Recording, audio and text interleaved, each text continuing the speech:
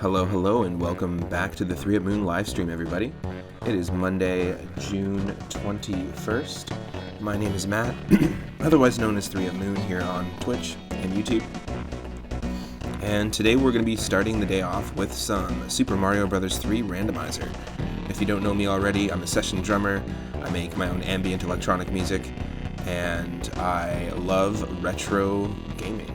I have a big affinity for retro gaming, specifically their soundtracks. We're currently listening to the soundtrack of Super Mario RPG, which is a game I'll be playing on stream at some point very soon.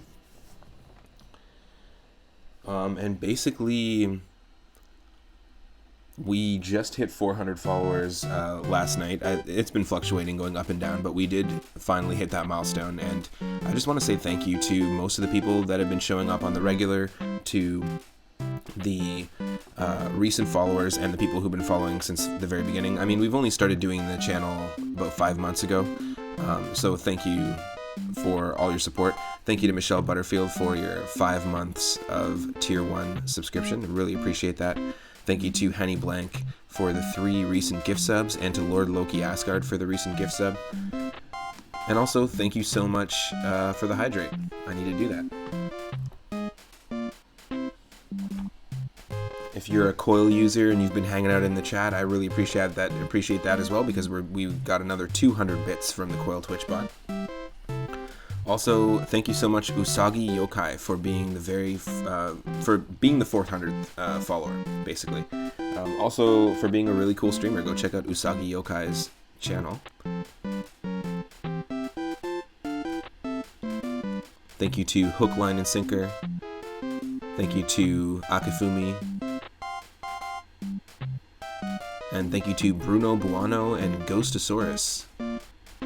Thank you so much for being the ones that got us to 400 followers. If you're into retro games, if you're into randomizers, or randomizing retro games, or if you don't know about randomizing retro games, that's kind of my vibe. I love randomizing things like all the Pokemon in Pokemon Stadium 2 and their movesets, and doing a playthrough, or randomizing all the levels in any of the 2D Mario games. The 3 games that I spend the most... I have to do my intro faster. Okay. The 3 games that I spend the most time playing are Super Mario Bros. 3 Randomized, and Super Mario World Randomized, and Link to the Past Randomized. And all 3 of those just shuffle around enemies and items and chests and item blocks. And oh my god, this music is super stressful. If you're watching on twitch.tv/ we died. Couldn't do it. Whew. That was crazy. If you're watching on twitch.tv, thank you so much for tuning in live. On YouTube, yeah, this is my kind of pace right here. On YouTube, I have a 3 at Moon YouTube channel. Every single one of my streams is uploaded there in full. And last night, we did our viewer request Retro Sundays. There's an ongoing playlist on YouTube as well. You can go and see which games we're playing. We played a bunch of games last night. We played Indiana Jones' Greatest Adventures, which is basically just Super Star Wars. It's it's developed by the same company, and it's 3 Indiana Jones stories, the 3 movies, but put into a game. And it's actually a pretty tough game, but also kind of intriguing. Like, I do want to consider going back and playing it. I really enjoyed it, even though it was difficult. We also played Blobbert, a interesting physics-based NES homebrew platformer made by a Cardboard Box, the creator of Hyperbeats, and one of our followers. And we played Home Improvement Power Tool Pursuit, which had a ridiculous story and was basically like they were trying to make Super Metroid a really shitty Super Metroid meets Lion King clone, and that's what you get. And then after that, my partner Michelle and I played some Tetris Battle Gaiden, and I was really, really impressed by that game. We're going to be doing some Tetris variety streaming as well later on. But yeah, we had a blast doing that, and every single one of my streams, if you can't catch me live for whatever reason on Twitch, then you can always go to YouTube and check it out later. Thank you to those who've been subscribing on YouTube recently too.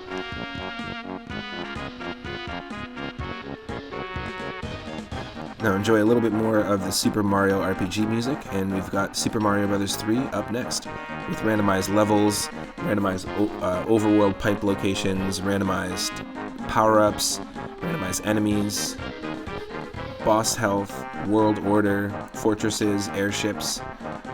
And we've also turned off the auto-scrollers, so there won't be any auto-scroller levels, but there might be some extra levels, kind of like the Lost levels or like the e-reader levels on the Super Mario Advance 4 port of this.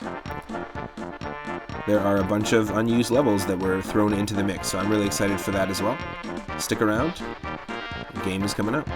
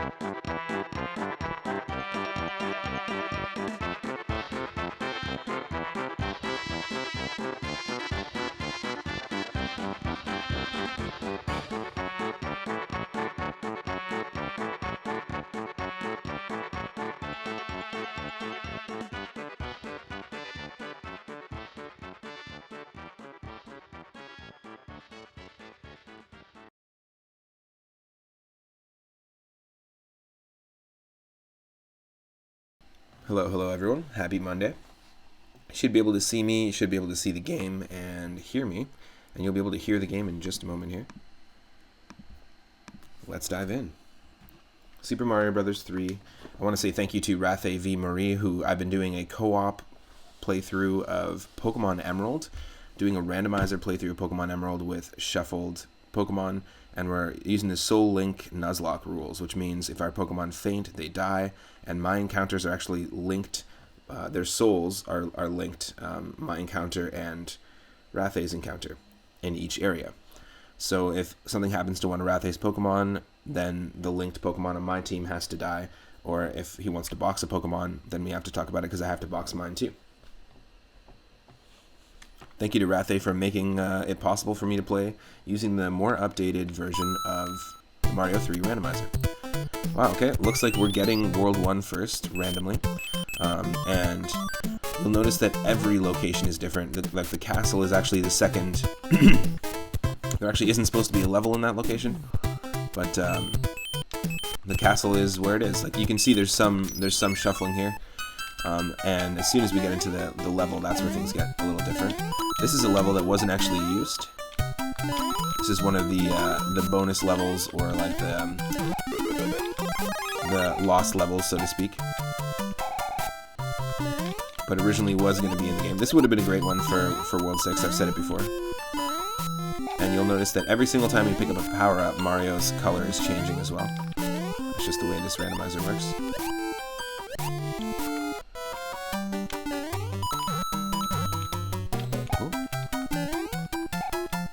I think it's a very short level. Yes. And I'm going to just turn the volume down in the game just a touch. And you let me know if there's a decent balance. If you need a little more game audio or a little more of me, let me know. And there we go. Now everyone can see. Hello. I'm also going to just adjust something. Just make that a little better. Ba-ba-bow. Ba-beep-ba-boom.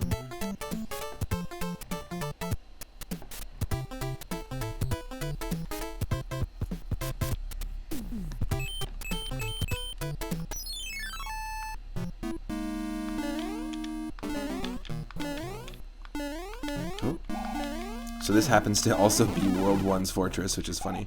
But now we're Purple Raccoon. I'm into that. And I hope everyone's just having a all-around great Monday so far.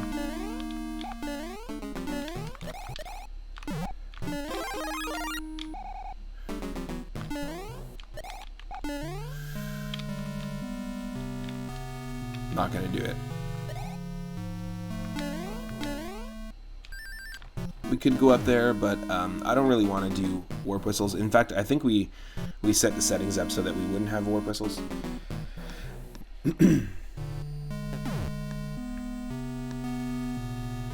Perfect.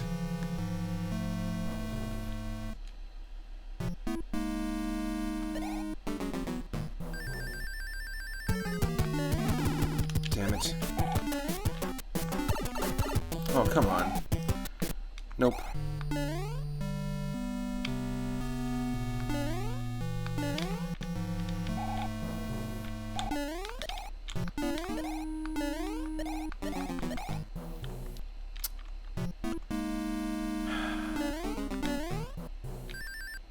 That was dumb.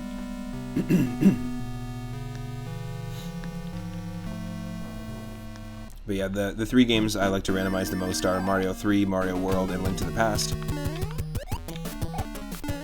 And I also watch a lot of people race them, race the randomizers. There's lots of tournaments on games like, or channels like Speed Gaming, and there's a lot of people within those communities that have different rule sets in which to race those games. It's really cool. It's kind of like turning a retro game that you know very well into a roguelike in a sense, where it's different every time you play it.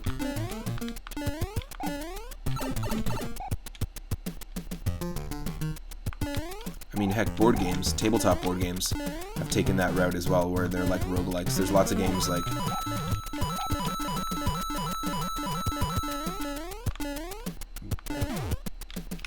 Betrayal at the House on the Hill, I think, is one of them. And a lot of people just call it Betrayal. But there's lots of board games that follow the same like philosophy, where every single time you play, it's a completely different experience.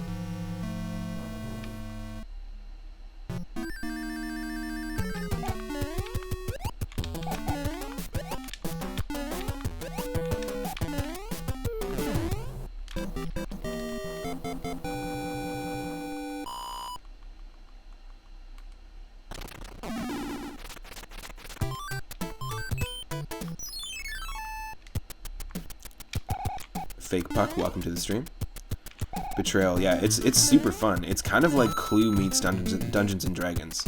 It's kind of the only way I could describe it. Everyone's on the same side, and then shit goes down when the haunt drops. It's a really fun game.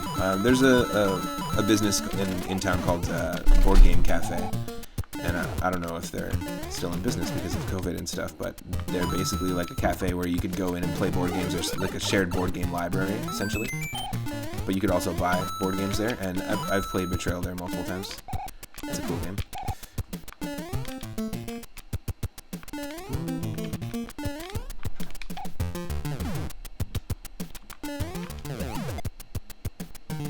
Yes.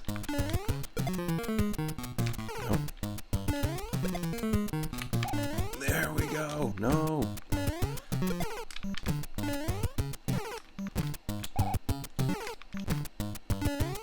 You only played it 3 times, but quickly it became one of your favorites. Yeah, I feel like that was how I felt after I played it the first or second time.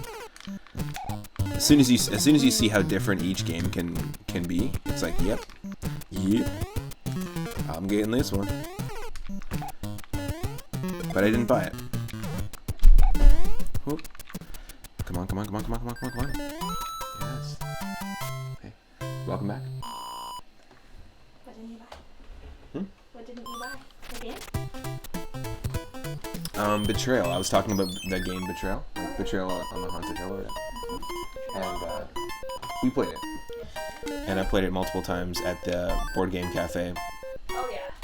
But I was saying, yeah, it quickly became one of my favorites. And I was just talking about that game specifically because a randomizer, to me, feels like a roguelike game.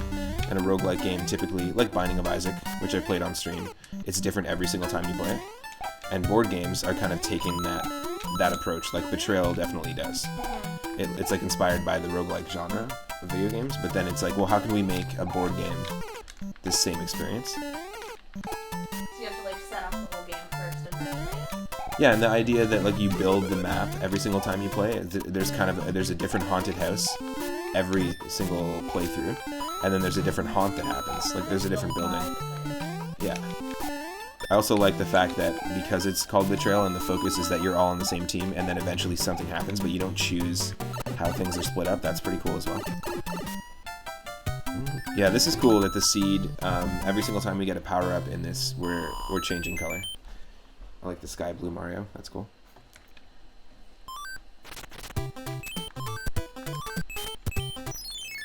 So we hit 400 followers, but then literally as I was explaining it, we went back down to 399.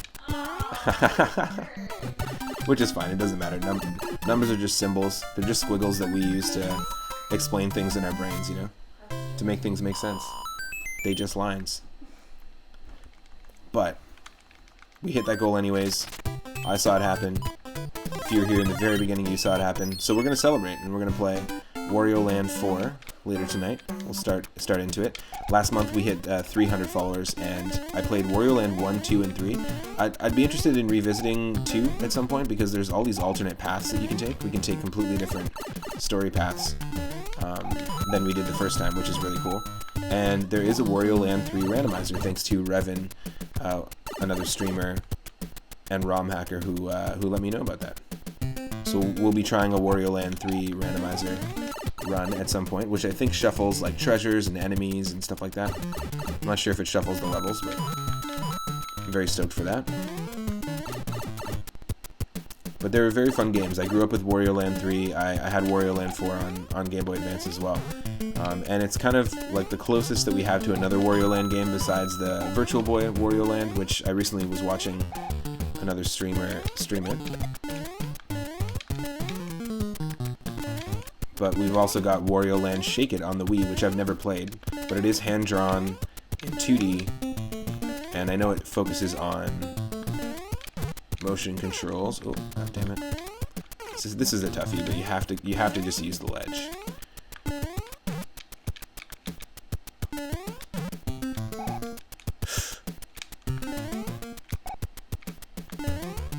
Yeah. Thank God for the horizontal wrap. Woo.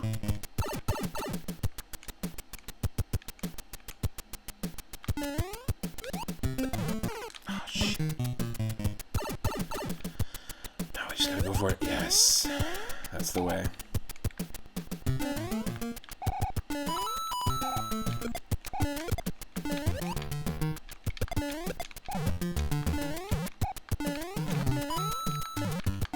There we go.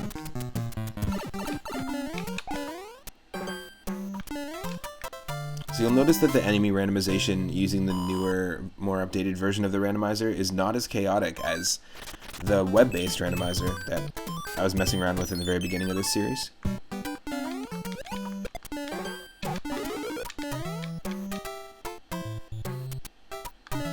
And some of these levels don't even randomize like these enemies, but in the other version of the randomizer, the browser-based one, they do.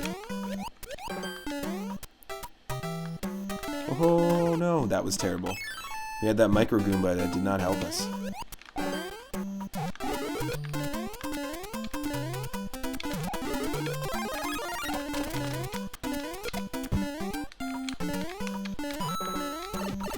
God damn.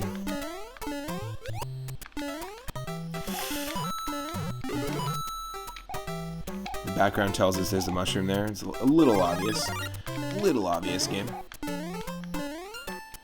On the left, yep.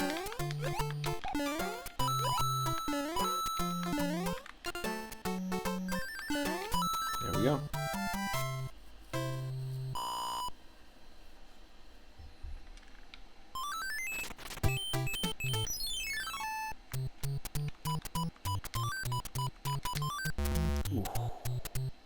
The cool thing about the way this randomizer works is that, so we got a paired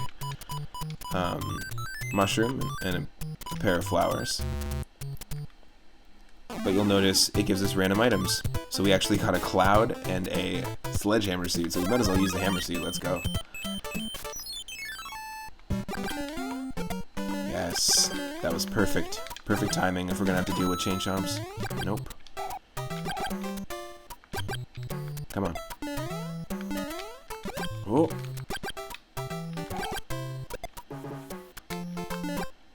No Country for Old Goombas. Let's go. Oh, don't want you. Damn it. Now we're Waluigi. Perps Mario. Let's go. No, I'm not gonna go there. Just keep running.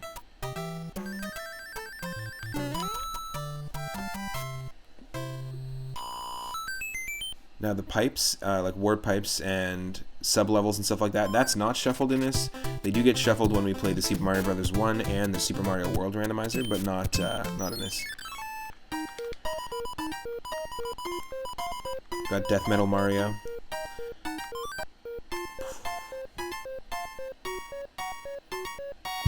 Goth Mario.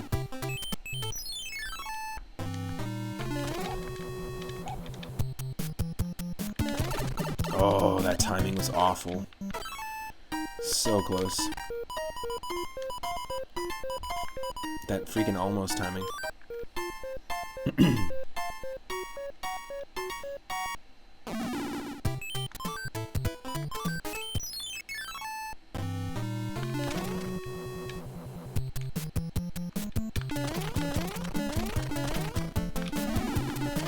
If you're small, this little tiny bit of water here really messes with you, and you get stuck like that.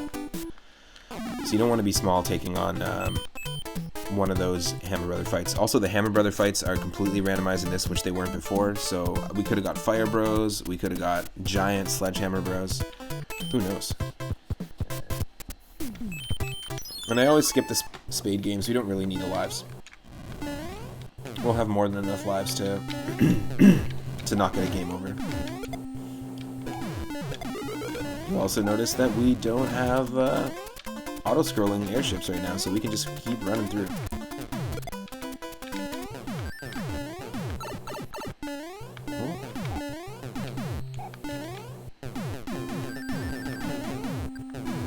No, I should have waited. Should have waited. Same thing happened again.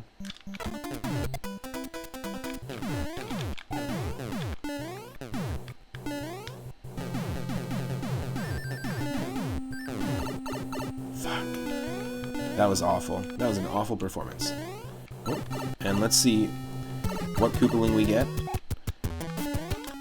Their jump is also random, like their jump pattern, so there's normally two Koopalings that actually, when they jump, they land and do like a ground pound, and you gotta watch out.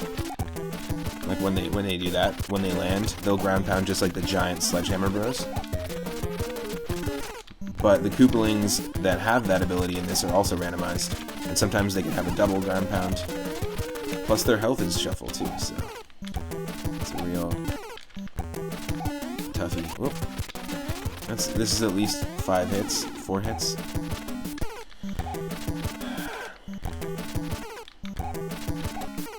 No.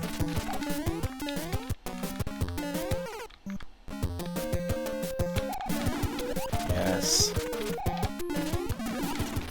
6, 7.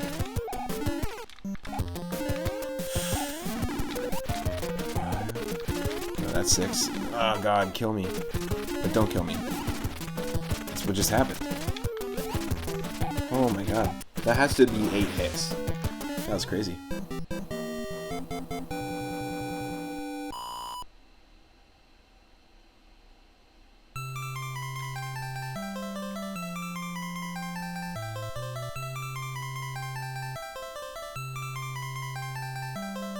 All the text is randomized too.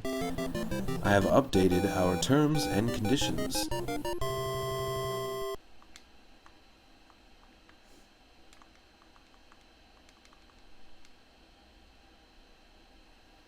Greetings. Please come to the castle. I've baked a cake for you. Princess Toadstool. Peach. We're not going to use that warp pipe. Or the warp whistle. That's interesting.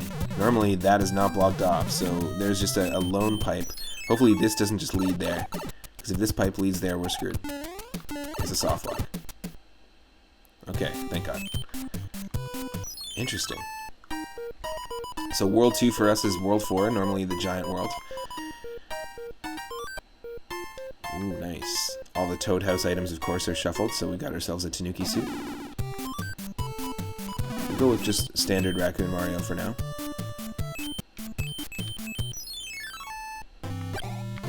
Yeah, see? Never know what kind of bro battle you're gonna get. Speaking of bro battles, we're gonna eventually be playing Mario and Luigi Superstar Sega. Yo, Mike. Happy Monday. How's it going? This is gonna be a gooder. Yeah, totally. You'll notice that this, I've done a couple seeds using the more updated version of the randomizer, and you'll notice that every time we get a power up, Mario's color changes. So right now he's gray.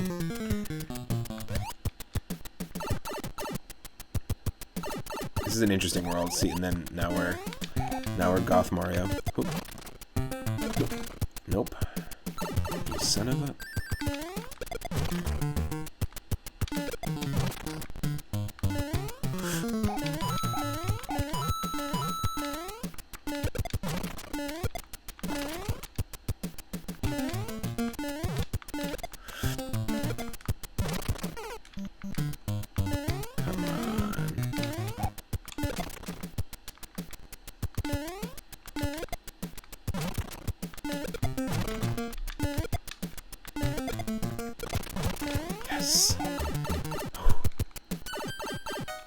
This is gonna be a gooder. Yep, it is. Doing good. Working night shift tonight, cleaning and watching 3 Up Noon. Nice. Right on. I'll take on this level. Yeah, there's definitely not as much chaos in this version of the randomizer as there was in the earlier runs. Because normally I randomize the colors, and there's a lot more chaos with the enemies. Like you can get any enemy anywhere, but also there's all sorts of little intricacies. Like this one allows you to see the angry sun and the tornadoes in levels, and they can be anywhere, which is interesting.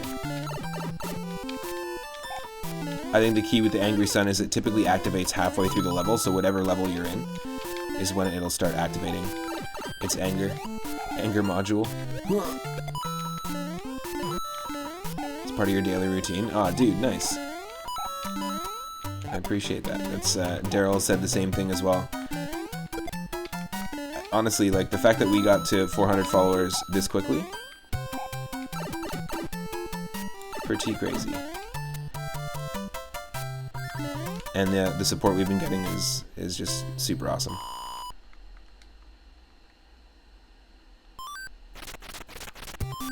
Ooh. Oh shit.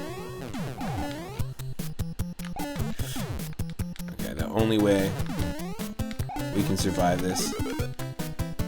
Ooh.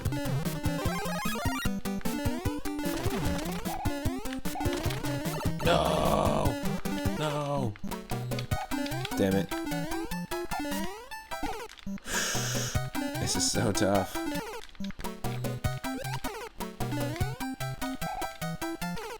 Come on.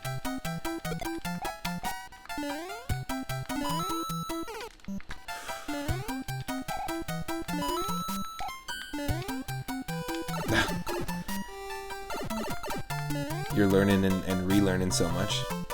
Well, these randomizers definitely make you relearn a ton of stuff about these games. I haven't dove into another Zelda randomizer yet, but I've seen people do the Wind Waker randomizer and Legend of Zelda NES randomizer, Legend of Zelda 2 randomizer. There's a whole bunch for every Zelda game. Ocarina of Time, Majora's Mask. That stuff's crazy. As soon as you go into the 3D games and doing randomizers in those games, it's pretty nuts. This is an awful way to fight this fight. But then again, is it?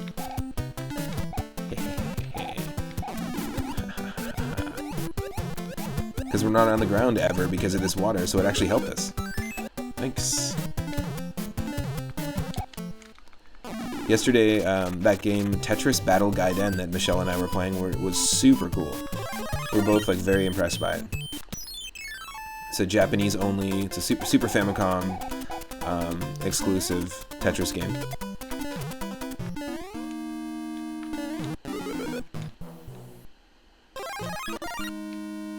And it was just really cool. You can do all sorts of cool attacks to the opponent. If Tetris Attack wasn't already a game, and that name wasn't already taken, it would be the perfect name for that game. It was great. I also played a whole bunch of Tetris variants recently. We, in our NES homebrew streams, we played From Below, which came out in 2020. I highly, highly recommend it. The Super Nintendo game that we played was Tetris Battle Gaiden, like Ninja Gaiden. This is a crazy thing, but this isn't even randomized enemies here, by the way. This is just what's supposed to happen.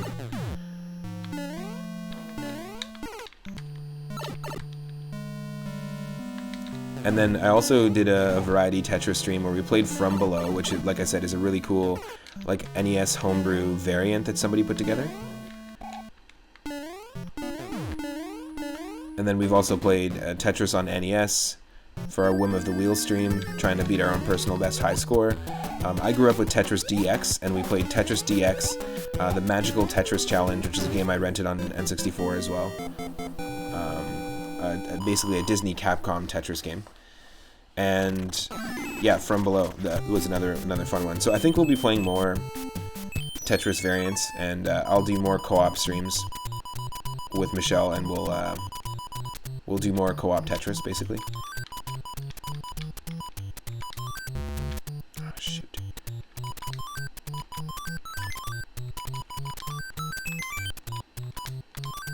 Oh, but what do we actually get? We did get a 1-up, but in terms of items, we actually got a flower. Interesting. We'll use the star.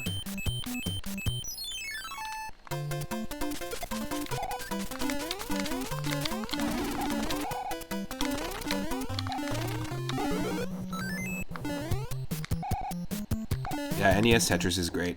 So, Fake Puck, if you love NES Tetris, the original one, you will absolutely love From Below. It's really cool. It's got basically like a fantasy style. It's a medieval castle, and you're clearing lines before.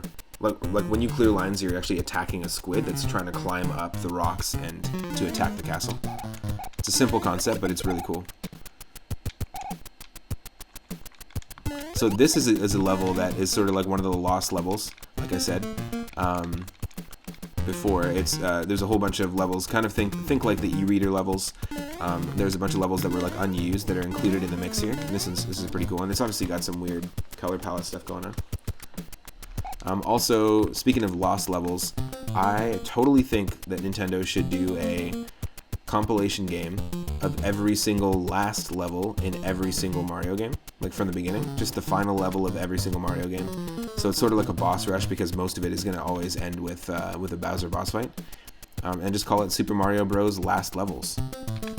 Everyone would buy it. I'm telling you, everyone would buy it. The name of the game is From Below.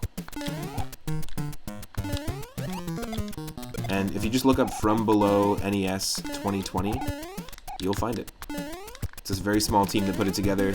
The person who did the sound effects design and the music, hats off to them. Really, really good work. Question, are you allowed to say hats off to something if you never wear a hat?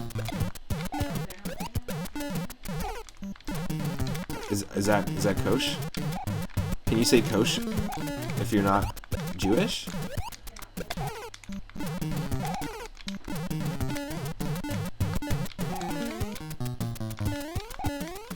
Can I play this game if I'm not Italian? Or Japanese?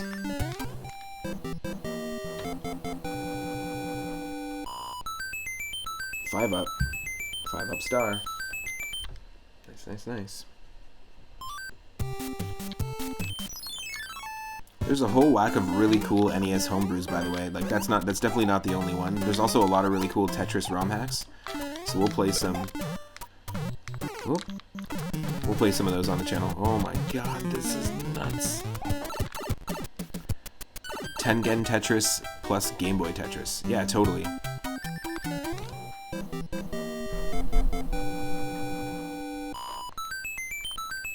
It's like a combo of the two. But Magical Tetris Challenge was really interesting because it introduced all sorts of all sorts of like different shapes that you wouldn't normally see in Tetris that made it really difficult. And the one we played last night, Tetris Battle Gaiden, had all sorts of really cool attacks that you could do. Like as you clear lines, you earn the ability to like perform attacks,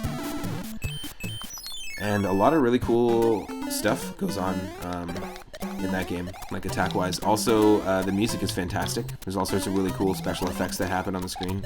If I grew up with that as a kid on the Super Nintendo, holy shit. I'd have been blown away. Didn't know it existed. In fact, I didn't know that all the Super Famicom or Super Nintendo Tetris games existed. There's Super Tetris, there's Tetris 2, and then Bombliss is another one that everybody's been recommending to me, so we'll be trying them all out. I'm not an amazing Tetris player, and neither is my partner. Like, we're not like experts, but you know, it's just fun to experience those games. Okay, here we go. This without auto scroller.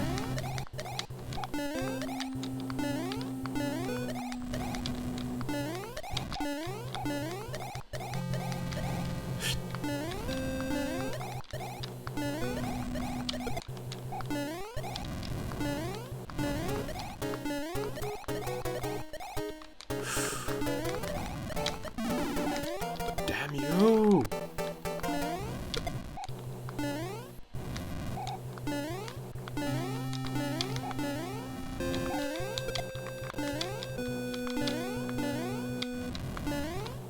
Okay, here we go.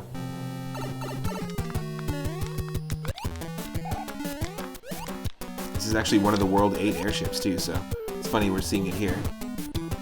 Bombliss is okay. Most other Tetris games on old consoles aren't that great.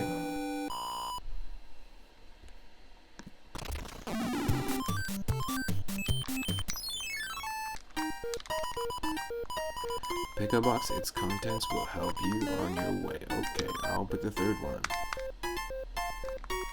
It's a stash box. Nice.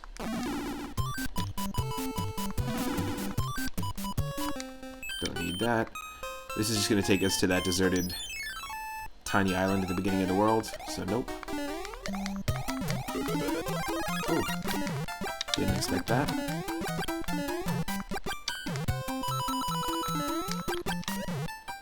Yes. Go, go, go, go, go!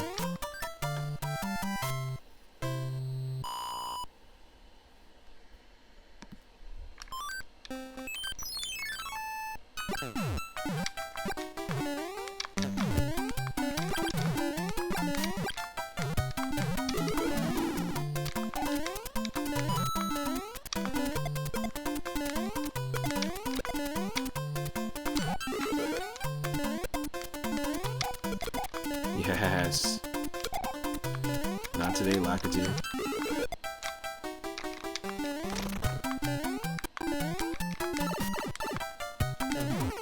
Oh no. Yes. There we go. Gotta use the boot. Gotta use that boot. Another 5 up, another 5 up. Don't have the 5 up emote, but if you do have Moonstones and you unlock that 3 up emote, or you are a tier 1, tier 2, tier 3 subscriber, you can drop that into the chat. That's how I deal with 5 ups. I just 3 up plus 2. That's it. That's all we got. Nope, I knew that. I wasted a turn, and I shouldn't have wasted that turn. Oh my god.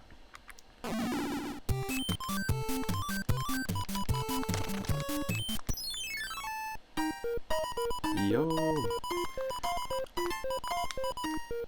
9 up.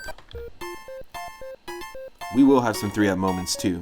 We have in pretty much every game we play. Even in the Game Boy Advance Donkey Kong Country 2. There were some 3 up moments, because they have 3 up balloons in all the Donkey Kong Country games, actually. There's red 1 up balloons that have the face of DK.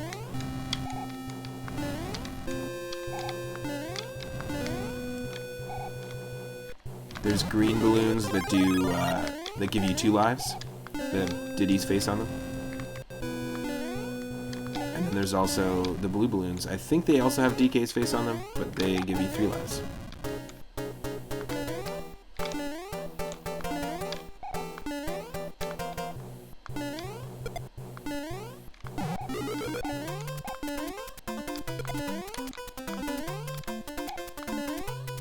Oh, oh, oh, oh.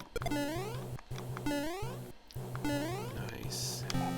Yeah, it's nice to do this level.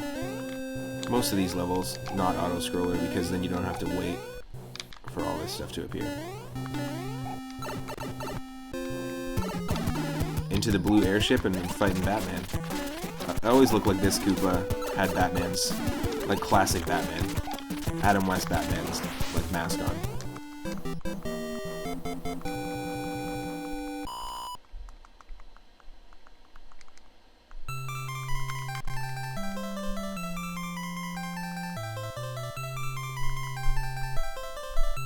I'm just gonna go make a fresh cup of coffee. I'll be right back. Let's see what this guy has to say. Is this a bad time to mention your plumber license expired? Yeah, it is a little bit of a bad time. Greetings, I've fallen and I can't get up. Princess Toadstool. Cool, we got the anchor. I think the anchor is just allowing us to skip a level. I thought what it did is if you lose the airship, then the ship will actually fly around the world that you're in. And I thought the anchor would anchor the airship, but nope. Apparently what that does is it works like a skip cloud. So if we need to skip a level, this is an interesting way to start, is we start off with a castle and then another castle right after. That's pretty cool. But I'll be right back. Like I said, I'm just going to play some more music from Super Mario RPG. And yeah, I will be back with Super Mario Bros. 3 Randomized in just a moment. Stick around.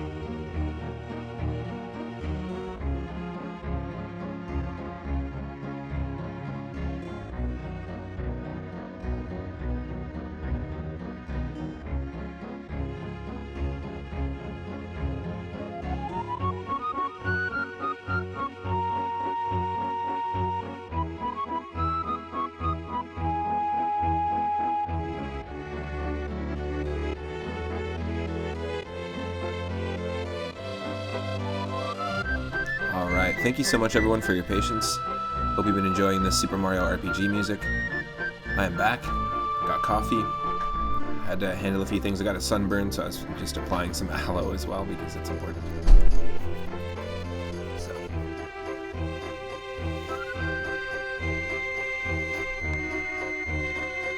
switch the music over back to the game.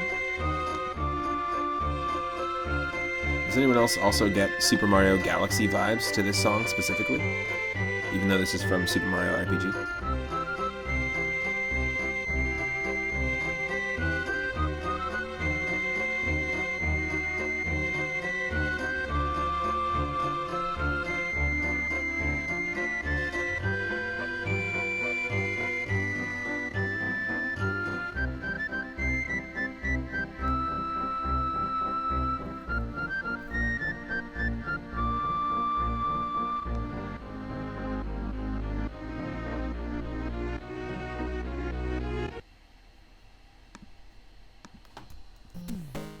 There we go.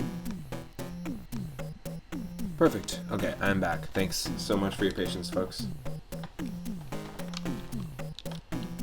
And it looks like... Is it really going to do this? Hold on a second.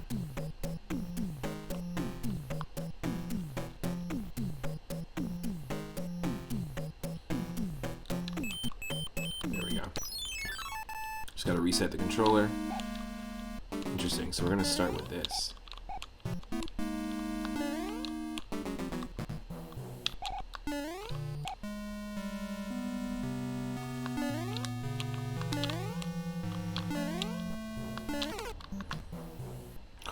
Okay, just gotta wait for it.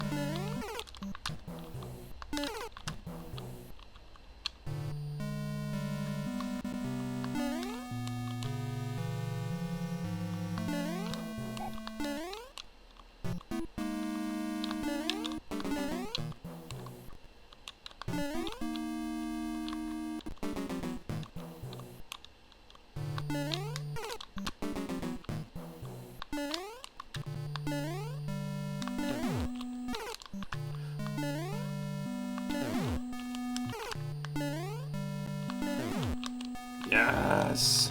There we go. Hell yes.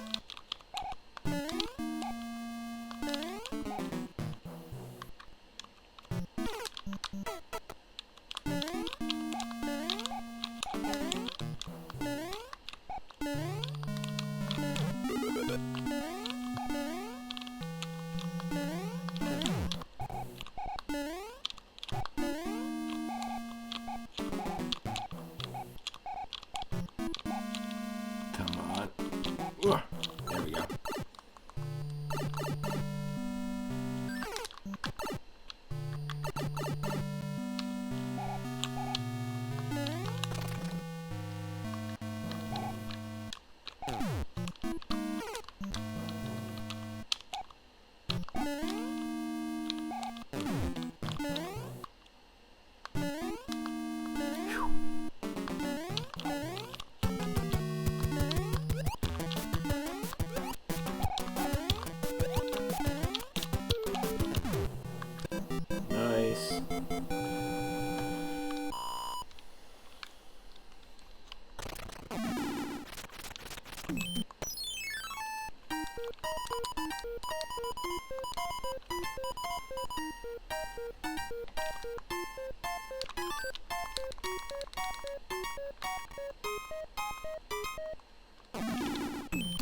Okay, so that opens this up. We can use one of these fire flowers and enter the second castle.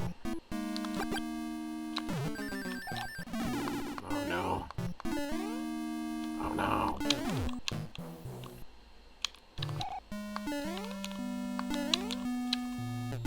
These enemies are not randomized here.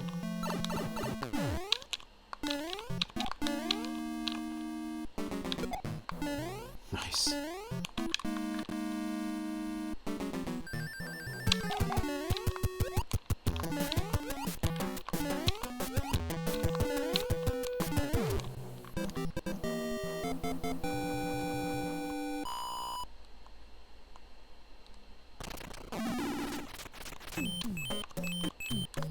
Pyramid right away. Ooh, okay. So this level with the angry sun, interesting.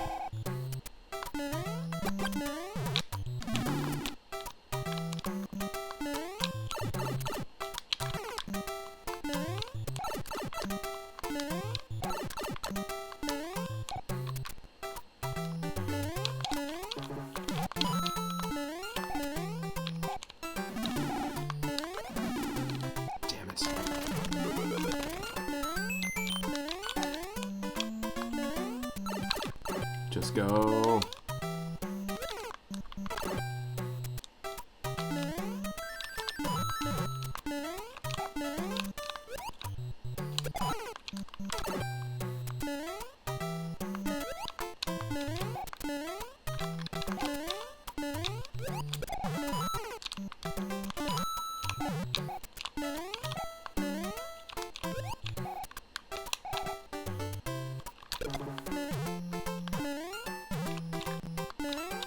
That's right, we are going to Koopa shell the sun.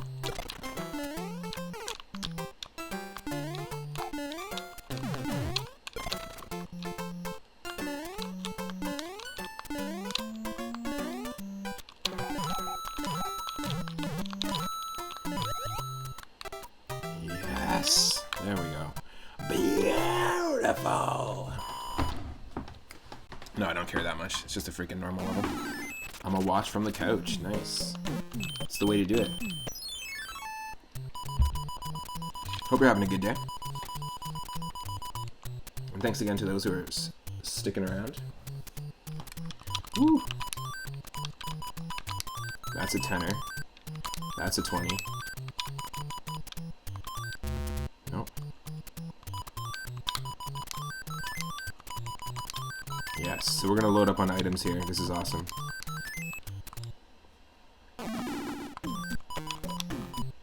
We got ourselves a sledgehammer suit again. We got ourselves another fire flower, a skip cloud, and another tanuki suit. So we got 3 tanuki suits, which is really cool. Let's use one. Let's use one. So we cleared the pyramid on the water there, and now we're entering the actual pyramid level. That's funny.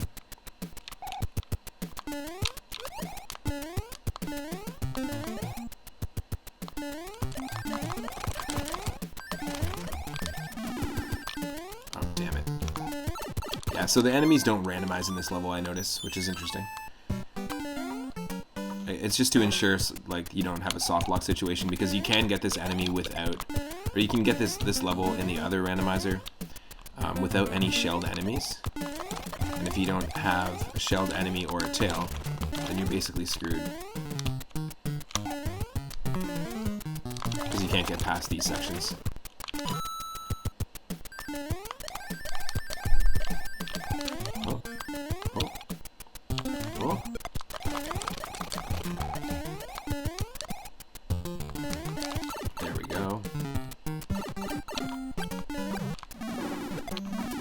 Not today.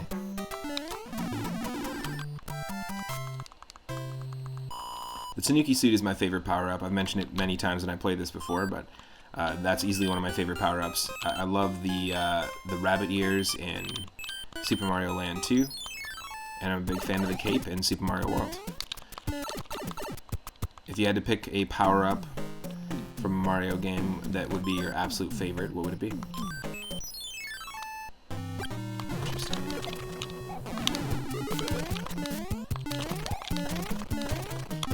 I wish I could bank this flower and not use it, but I'm gonna stay as the Tanuki.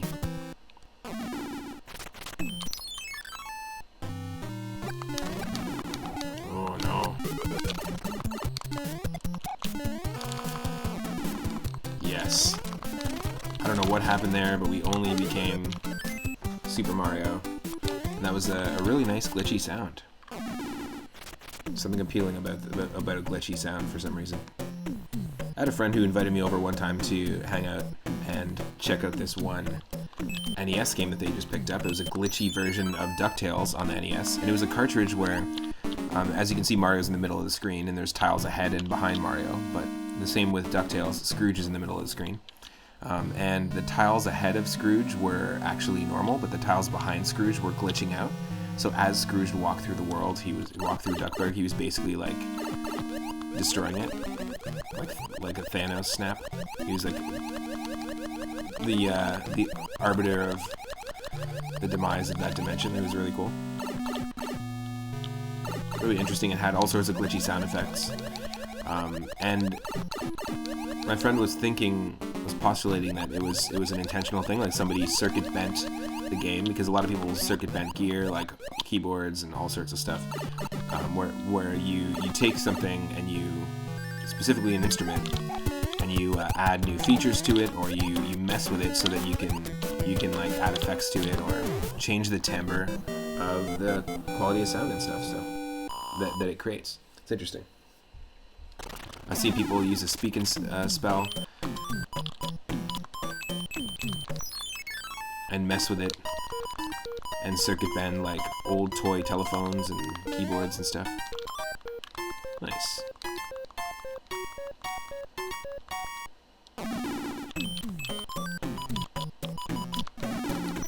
Let's go raccoon. Okay, this level pretty easy, just annoying to deal with.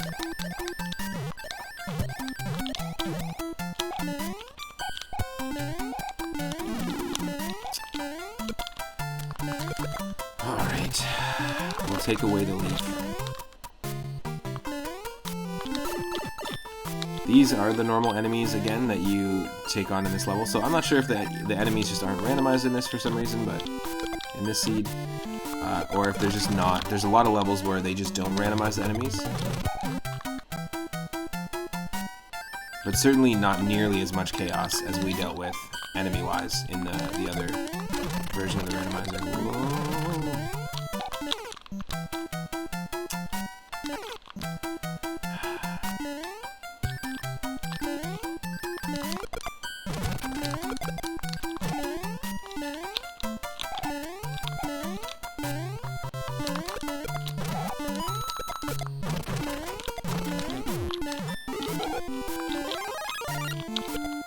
Yes.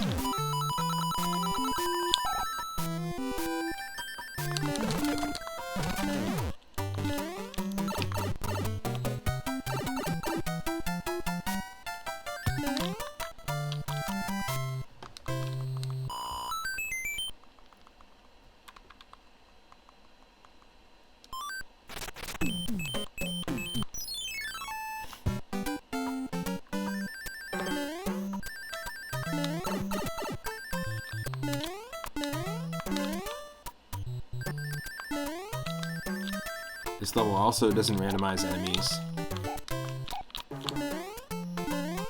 Yo, Parahack64. Welcome to the stream. What's up, dude? Are you still working on that Super Mario World ROM hack? You doing some streaming today?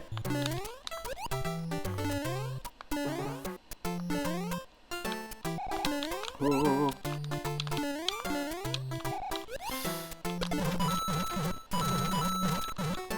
Yeah, not nearly as much chaos in this level when you're dealing with it in the newer version of the randomizer. And to be fair, like, I have soft locked on this level so many times because of the chaotic enemy randomization, and not getting any shelled enemies in that is gonna totally ruin you. Nice. You're still working on it. You got maybe 5 or 6 levels to go. Nice. Very, very cool. Parahack64 is working on a really cool Kaizo hack of Super Mario World. It depends on how much you can piece together out of the levels you scrapped. Cool.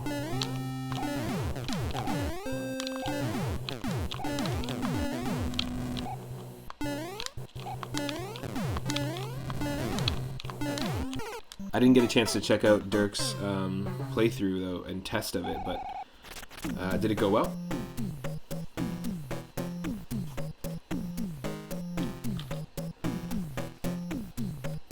Oh, the whole first world is basically gone in terms of, like, you're not going to use it, but you plan to save some of it. He really liked the new levels. Nice. Awesome. Glad it went well. You know, he plays a ton of Super Mario World ROM hacks, so a perfect person to test it out. He fell for a really mean troll on one of them and kind of ruined the level for him.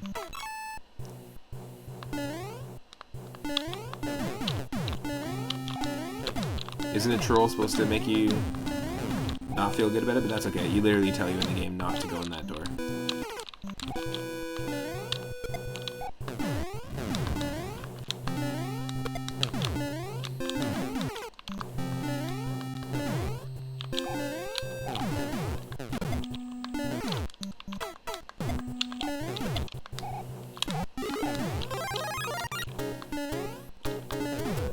I love that these are not auto-scrollers.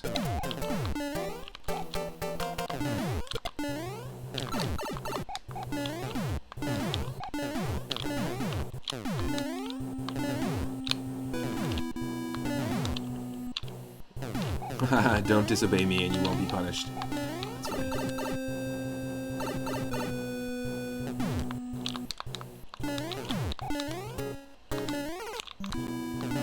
Wow.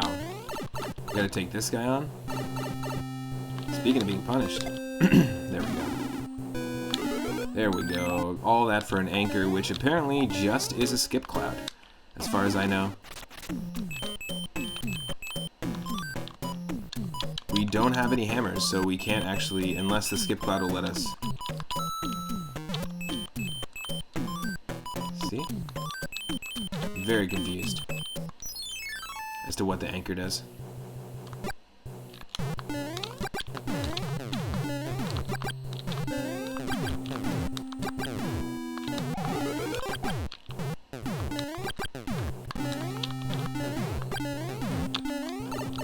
He'll just say that control room was a 2-screen auto-scroller and it takes about a solid minute to get through it.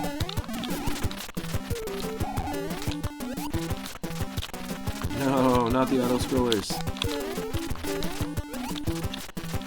Oh. A custom auto-scroller that's super slow. That's just malicious. 25 pixels per second. No.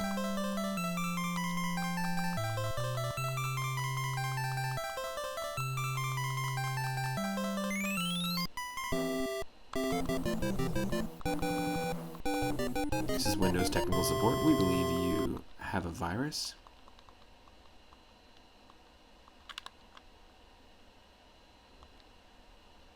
Greetings. Why did the tuna cross the road?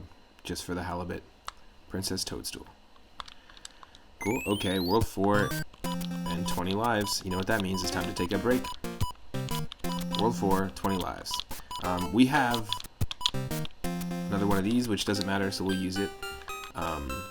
But this is going to be interesting because you'll notice that the location of pipes is shuffled in this, as well as where the pipes take you. So this world becomes a little bit of a whole other level. But I actually am going to take a break, so I'll be right back. I know I just took one, but thanks for your patience. I appreciate it. What is happening?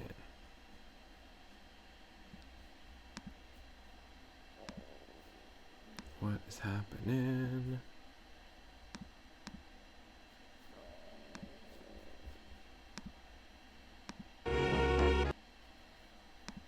Here's some more music from Super Mario RPG. I will not be long.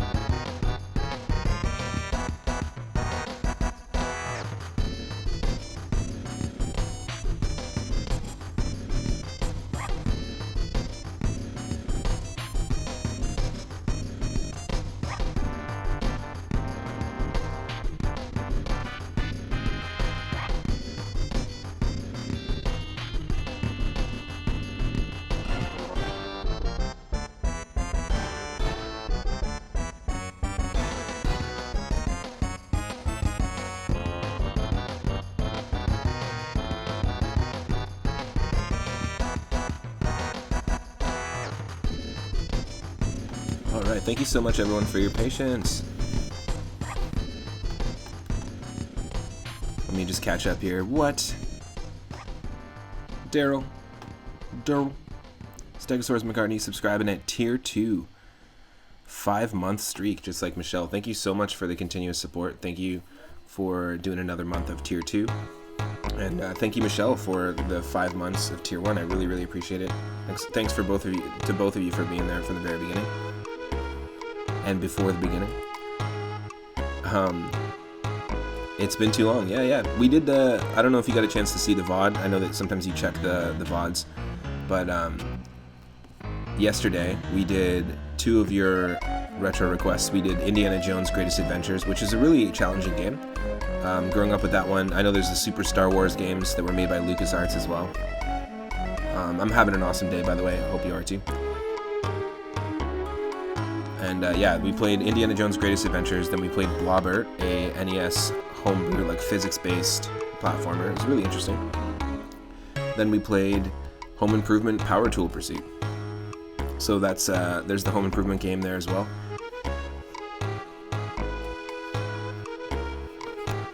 And then at the very end, Michelle and I did some Tetris Battle Gaiden, which I know that Nicolette was saying it'd be cool to see Tetris. That one's a really fun game. You guys should check it out. It's 2-player. You could easily get it. Tetris Battle Gaiden, and I think the 2 of you, if you have 2 controllers, the 2 of you will have a good time with it. You can attack each other, and so there's it's kind of like a Super Smash attack vibe style to it. It was really cool. Was there lots of no, I didn't hear a single one actually, but there was the theme song. And I just didn't get into the game long enough. But you think that would be the game over sound effect? But no, there was not. But yeah, I hope you're having a good day. We're ripping some Super Mario Bros. 3 Randomizer using the more updated version of it. So the enemy randomization is actually not as chaotic, but a lot more of the game is randomized. Like there's a lot more things, specifically the exact locations of like all the overworld pipes and just the overworld castles and stuff. So we'll switch from the Super Mario RPG music. Thanks again to everyone for just waiting. Here we go. So we'll dive back into the game. Let me know if you need more game audio or less game audio at any time. Happy to adjust it. And Daryl, we hit 400 followers. It dropped back down by 1 follower earlier, but we hit 400 followers overnight, and we finally hit our goal, so we're going to be playing some Wario Land 4 later tonight as well. To celebrate. We've got the Angry Sun in the ice level. This is not going to be that easy.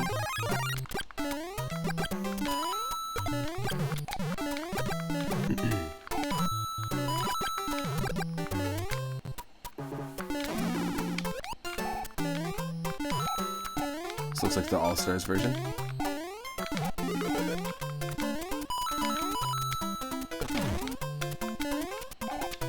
Oh, the moon smiling on top of my cam. You're right.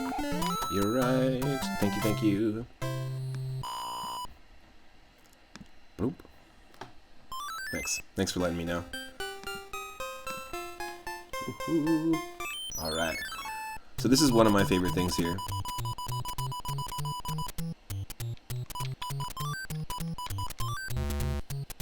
When we do get a pair, we get a completely randomized item. I think that's really cool.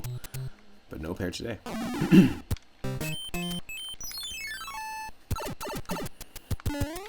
This is always a funny world to encounter when you're doing a race of this game.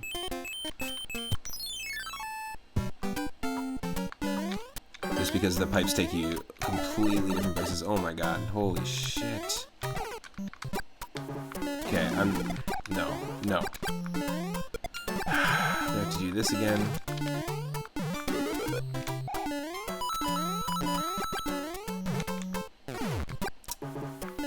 Awful.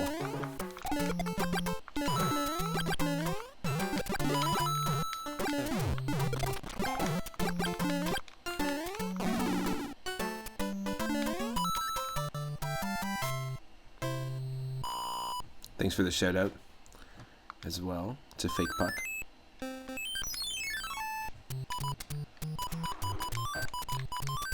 Ooh.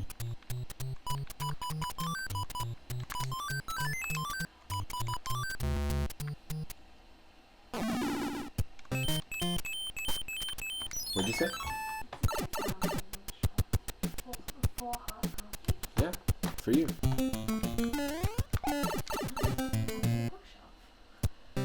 So you can see it.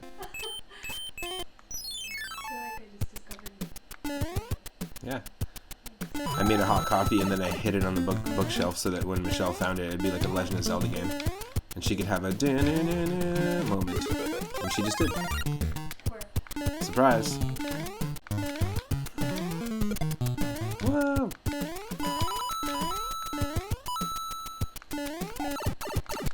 Hide your coffee in the bookshelves, everybody. If you don't, I'm gonna be personally pissed off. Did the bookshelf turn around? Is that what surprised you? What? Hello? Whoa. What are you up to today, Daryl? Are you just, now she's in some other realm. Oh, I see. It turned around like that kind of bookshelf. Nah, this one would be really cool if that was real. No, I that's our artwork, like the portal to Narnia. Yeah. And also our bathroom is some kind of crazy portal.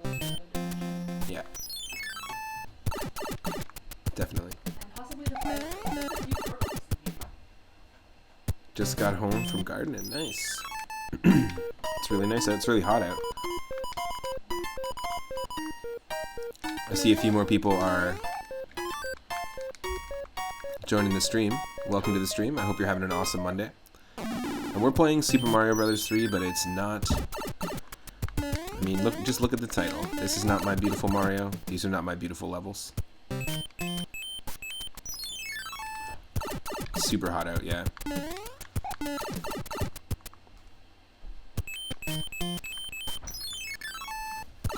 Ooh, I also have a surprise new emote. We're going to be replacing the Newt emote that we have, the Newt in a jar from Super Mario Land 2, with a hilarious sprite that we discovered in our Game Boy Color license game stream that we did a couple days ago. We played a really fun, but also like very goofy as hell, Flintstones skinned Burger Time. So basically the arcade game Burger Time on the Game Boy Color was remade as Flintstones Burger Time in Bedrock. And one of the enemies is the perfect emote, so we're going to be switching that out. We'll be updating that soon. Also, I want to say thanks to all these people that are subbing, because we have 23 sub points at the moment. When we get to 50, and I think we've gotten to like 35 before. When we get to 50, then we can unlock our 5th and final tier 1 emote slot. Also, Twitch just announced animated emotes. I might add 1 or 2. Should be kind of fun. So if we can get there, that'd be sweet. Whoa. This is a crazy... Oh Almost. We can do it. We can jump over both. There's a way.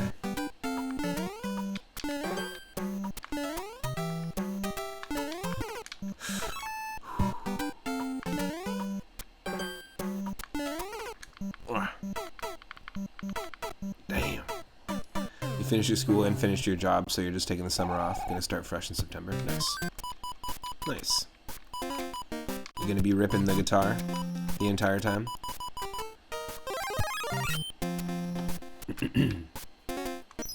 Where does this take us? Ooh.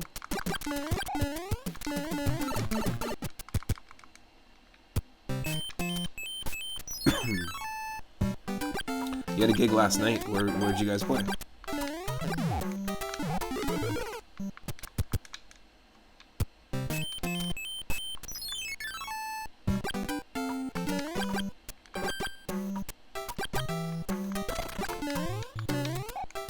What, they had a show? How many people went to the show?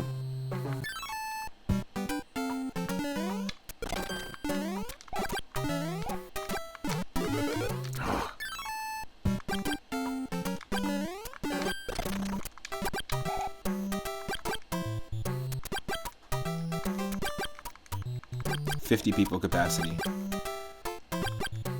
How many people came?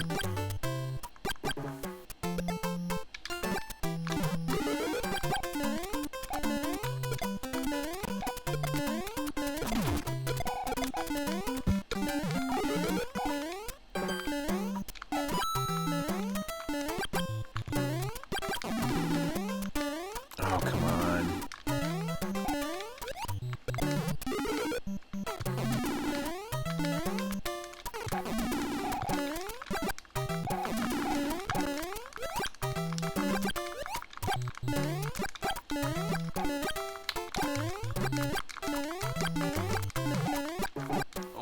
Oh, get out of here. That's insane. Oh, every seat and table was full. So it was like you could reserve your own table. Distance sort of thing. That's cool. You didn't count, but probably 50. Wow. So the gig went well then. That's awesome.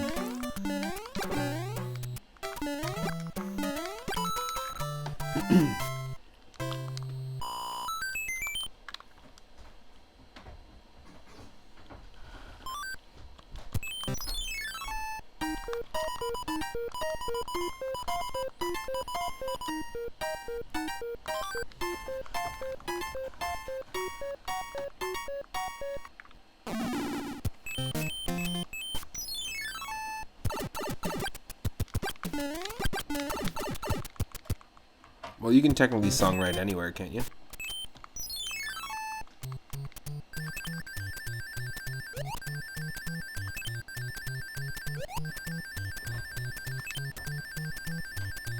Oh, so close.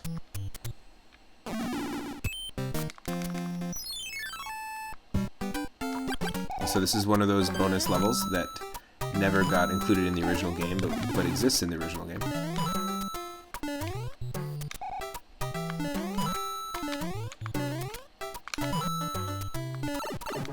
Hey,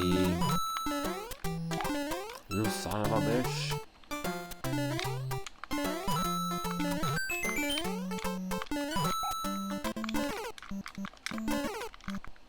Just run. There we go.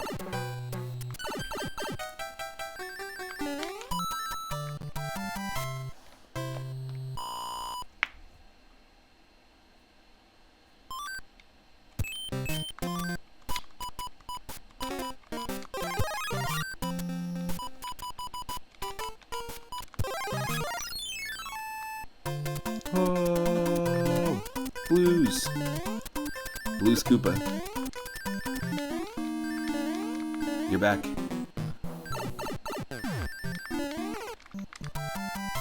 Seems to just make sense. I agree. You seem to just make sense, Daryl. You seem to just make sense.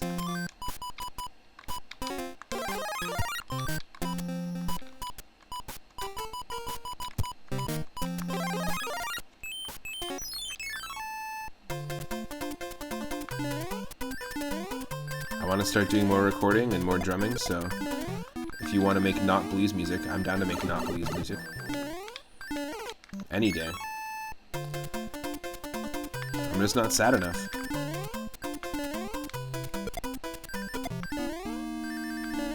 Oh.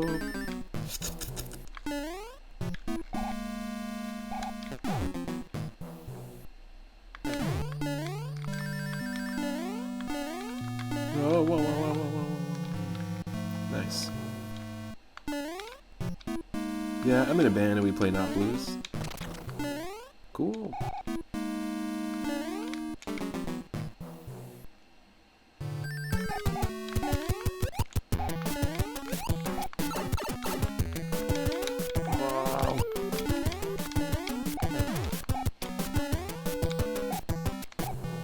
That's where you take the 12-bar structure and then you tie it back in on itself. So it ends up becoming a 24-bar structure. But to make it feel natural, you add 2 more bars, so it's 26-bar blues.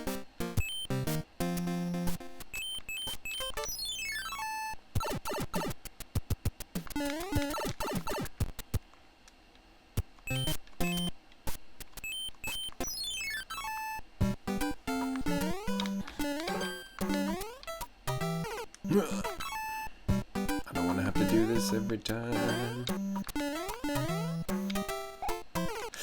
You son of a...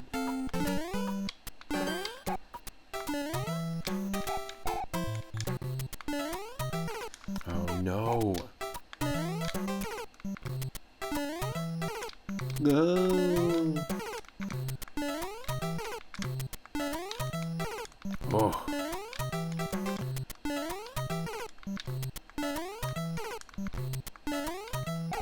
We're seeing all sorts of different Marios. But no blues Mario. There we go. Holy shit.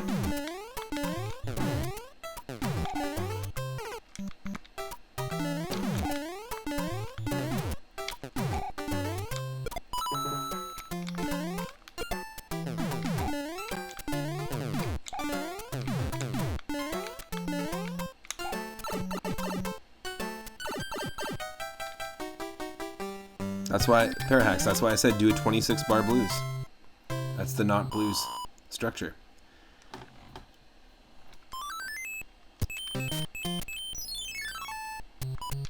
Okay, you have to make one of your levels, put blues music in the background. And then reference the Runaway 5 from Earthbound in your ROM hack now. It has to happen. Sorry. Has to happen.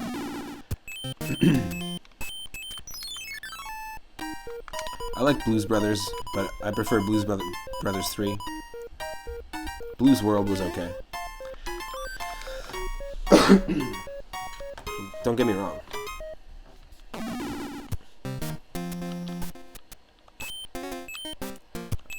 I'm sorry, I got this cat from your pet store last week, but he's just a real serious cat. And I don't think it's gonna work out. He's just a real serious cat.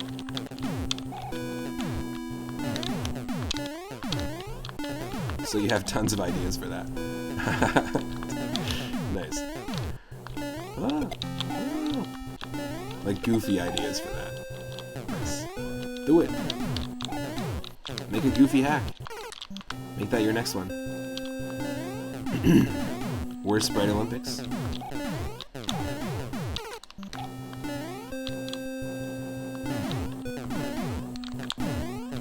It's gotta be Diet Sprite because of all the aspartame.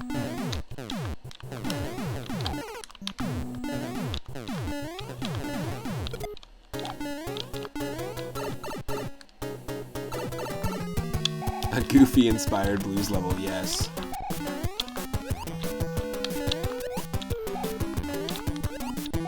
John Lee Goofer.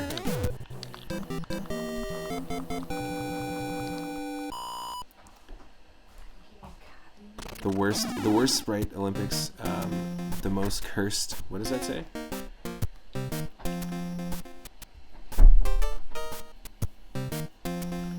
Where you just make the most cursed setups with puffers and fishing booze, green beans, and disco shells. What are green beans? Pea balloons. The pea balloon section won't even be cursed. I'm not a big fan of the pea balloon physics in Super Mario world. But I do like the way that the P-Balloon works in Super Mario Maker 2. I've talked about this before. I feel like it's Nintendo like apologizing and being like, oh, this is exactly how we wanted to do it on the Super Nintendo, but we just couldn't or didn't have time to. Because there's only like a couple levels that require the P-Balloon. Oh, the green beans. Yeah, the springs with the green circles. Okay, I gotcha. They usually show up in the Star World area, the 8 post-game levels of Super Mario World. I don't know why I even used that platform. Didn't need it.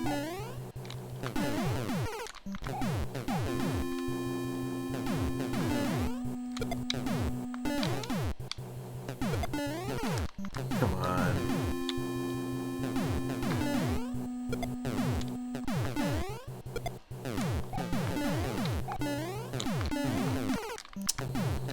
Really, we did it so perfectly the first time. There we go. There we go.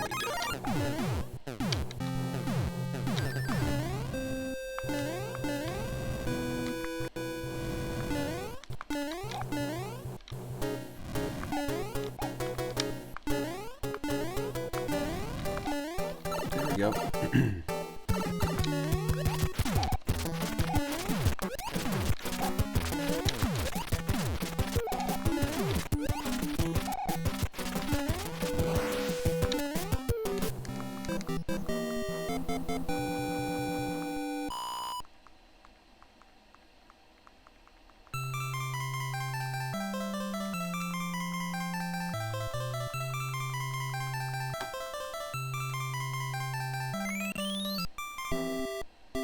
You don't think the bullets are supposed to be with the fire cannons? Oh, there's some weird graphics glitch. Yeah, it does happen. What an ungrateful king. Go ahead, make my day. I think I just did. I turned you back. Yo, you're worth more dead than alive. Ha ha ha. King of the Koopa. Alright. There's 2 level 10s is the first thing I see. So this is the first level 10 with double fish. Fuck you, game. Fuck you. I'll get the 2-piece fish and chips to go. Minus the chips. Okay, 4-piece fish works. If you want to add 2 more cheeps. Jeez. That was a crazy version of that level. I shall be right back. Ooh.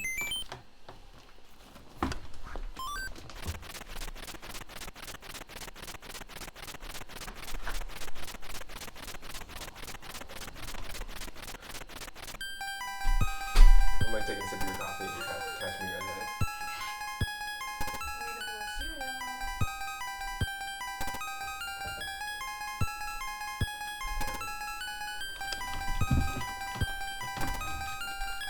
Yeah, I don't quite have the 5-up emote yet.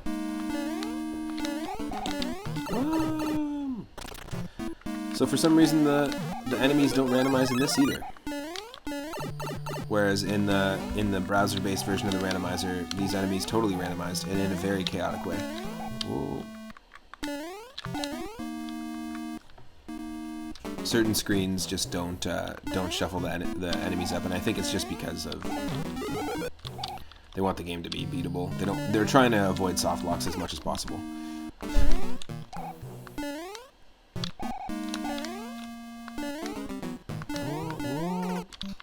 Come on.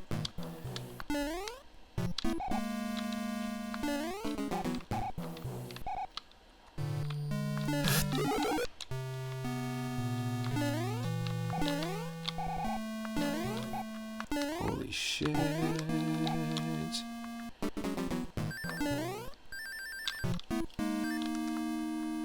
That was crazy.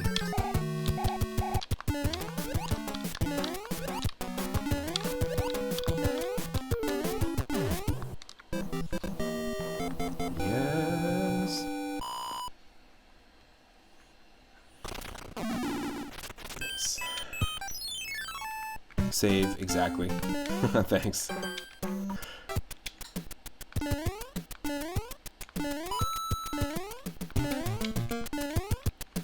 By gar, he's done it.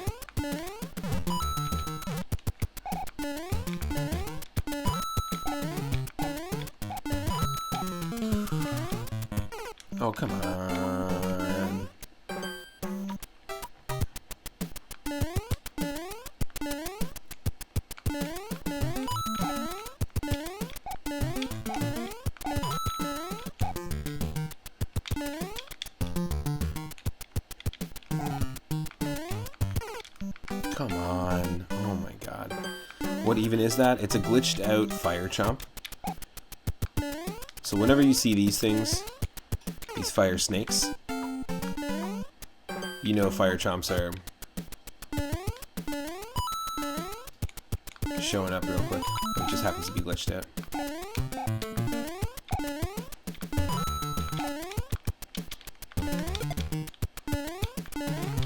There we go. There we go.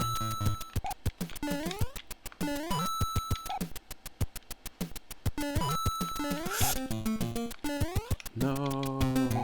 Gotta do from the top again. You just basically can't screw this up. Also, the item block randomization in the other version of the randomizer is also a lot more chaotic.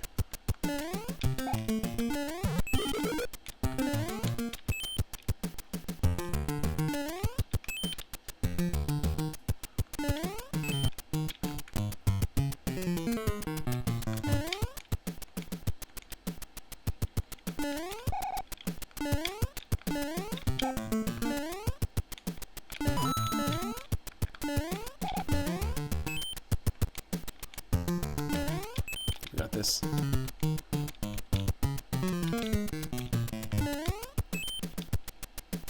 Oh.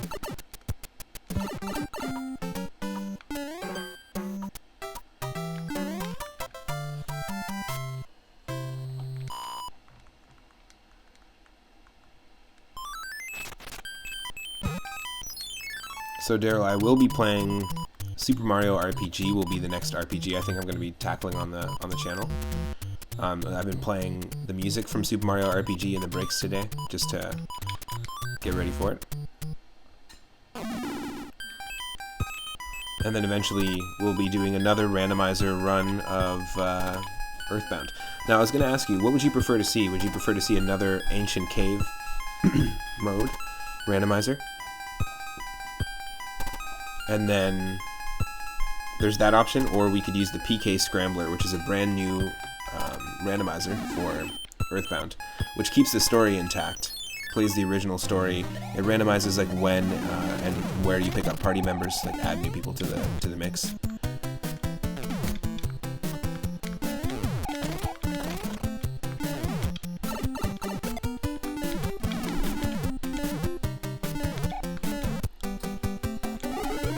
Not into anything scrambled.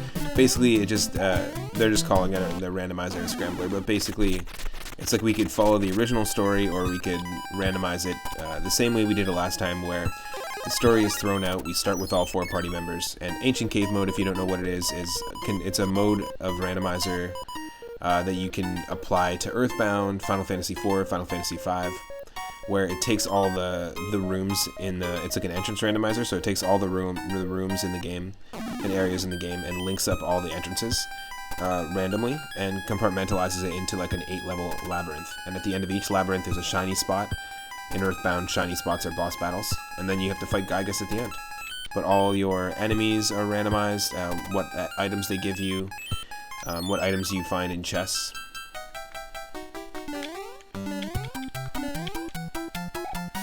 But then the PK Scrambler is different. You start with a random character, and then it randomizes like where you meet the characters. This is also another one of those lost levels, those levels in this game that never got added to the game but existed in the code and have been added to the randomizer, which is cool. Unused levels. Scrambled Ghost. Yeah, I think I might do the PK Scrambler, but the cool thing about Super Mario RPG as well is once we beat it, and I'm just gonna play it the standard way, just try to beat it. There's a randomizer, and we can do an open world randomizer of that too, where we can go anywhere, or we can do a standard story randomizer of that too. I just want to get into that series because I plan on playing the Mario and Luigi series, the Paper Mario series, just the first 2 games on stream. Whoa. Whoa. It's very tough.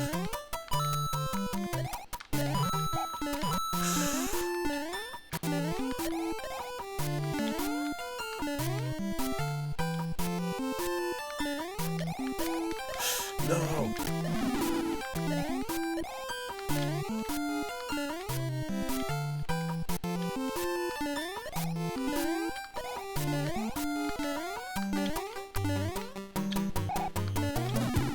Nah. Definitely not. Mario and Luigi was on the Game Boy Advance? Yeah, definitely. And to me, it's basically the spiritual successor to the Thousand Year Door.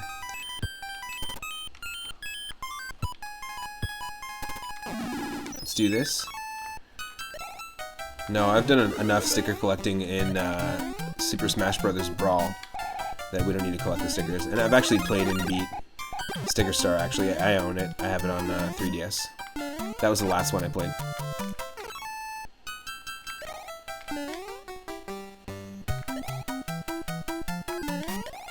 Yes! Oh, if only these were in Super Mario World. I think I've seen somebody ASM it into a hack before.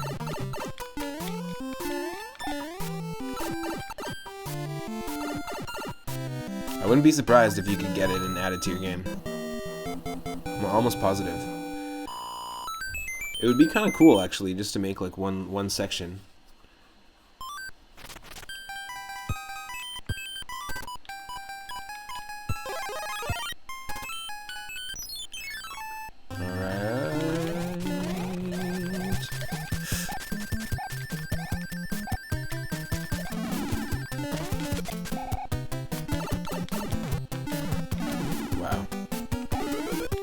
Wow.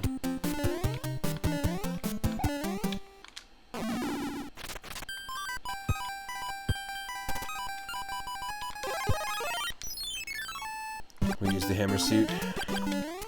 Nice.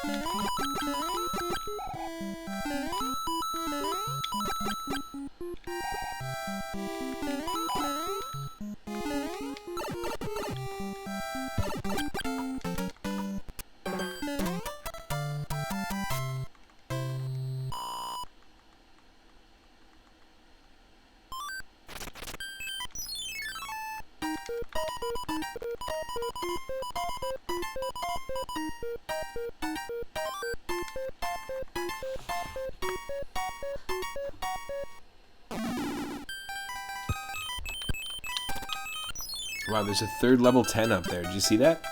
We already took on 2 level 10s. That's hilarious. This is so much better to not be an auto-scroller.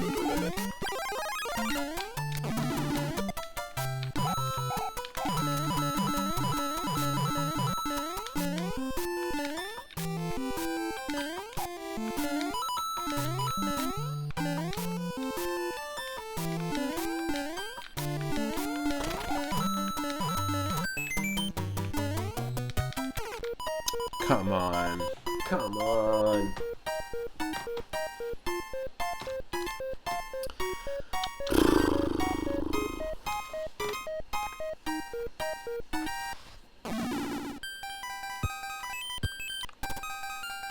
Nope.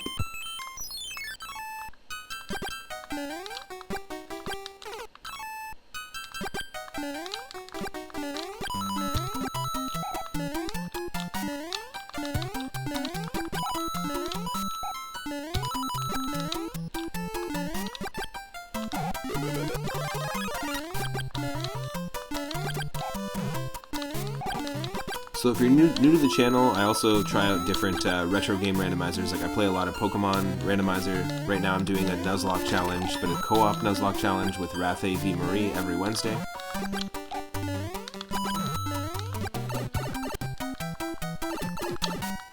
I've done Pokemon Stadium Randomized, Adventure Island 2 Randomizer, Link to the Past Randomizer, and I've dabbled in a Double Dragon 2 Randomizer, and I found a whole bunch of NES ones. Like there's a bunch of Double Dragon 2 seeds that I wanted to try out. There's also, which is a game that I grew up with. It's kind of like the gateway to beat 'em ups for me. I grew up with that one and spent so much time with it. I don't think I ever beat it fully. But there's a randomizer which shuffles the enemies around, and I'm going to try that out. I'm also going to try out the Little Mermaid Randomizer on NES. It's a game that we played on our viewer request nights, which is every single Sunday at 6:30 p.m. Pacific. And also, was it Joe and Mac? But there was another one too, DuckTales. DuckTales on NES Randomizer. Interestingly enough. So I'll be messing around with those. And we did start Castlevania Blood Moon, which is like a 2004 ROM hack for Castlevania on NES. And I do want to finish that. And we're going to play a few more ROM hacks as well. We'll do a ROM hack stream, but that one specifically was a very fun game. We played it in honor of a Super Blood Moon Eclipse that we had.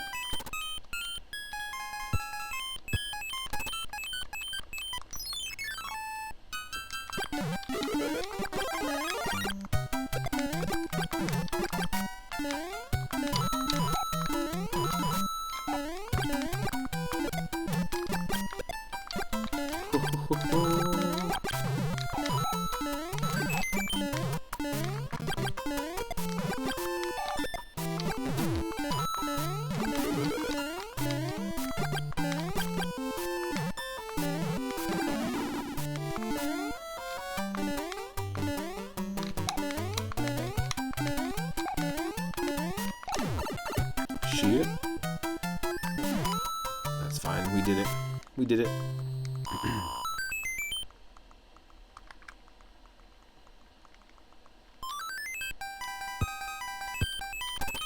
Okay, the third level 10. We have so many skip clouds, it's ridiculous. We don't need them.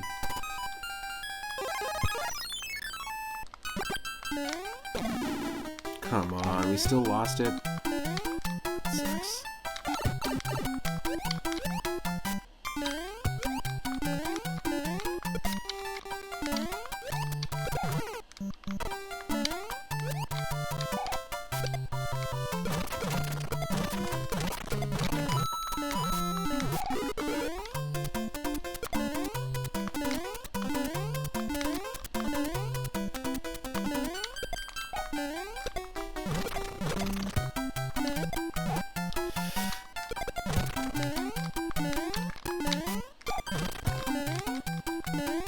Oh my god.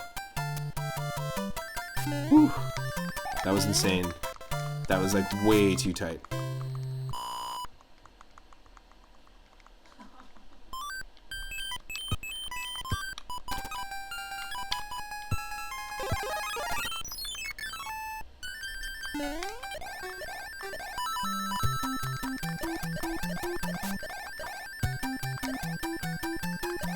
Fly through the cinnamon bun clouds. Let's go.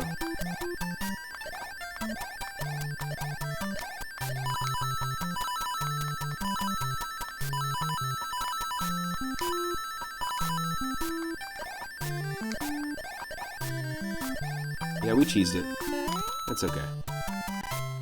Sometimes it's alright to cheese a level.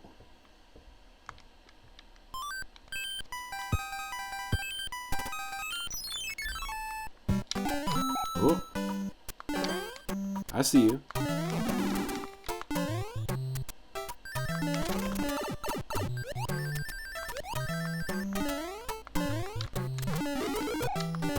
Oh, that's great.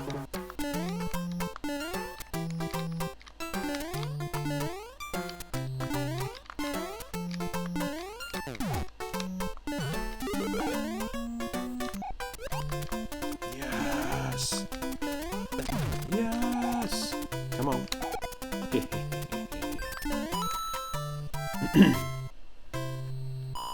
big deal. Moon just started the sun. It's no big deal.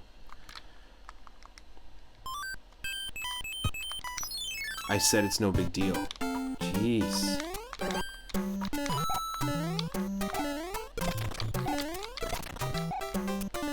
Woo.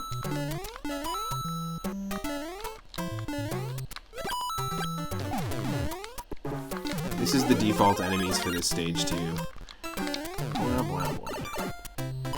Boring.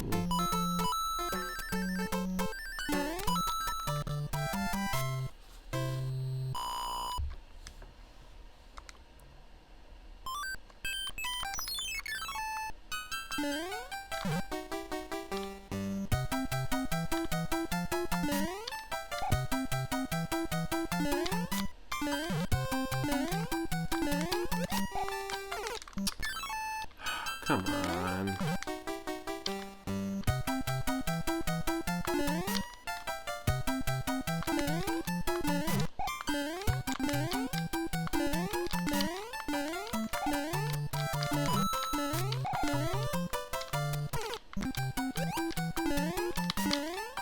Ooh. Ooh. Ooh, mama. Let's go. Be careful. Be careful. Watch it.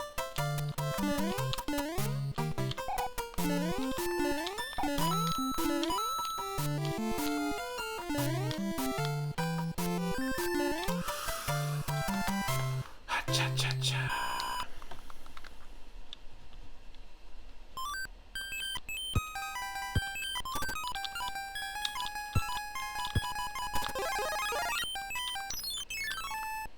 I love that it cuts out the opening cutscene to save time, and then also you can fly.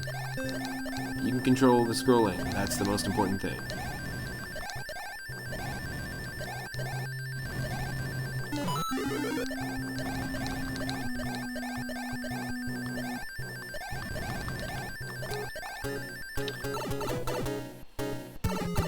Nice.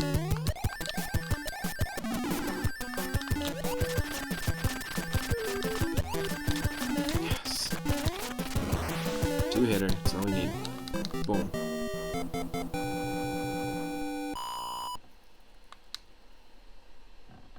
Already on to World 6.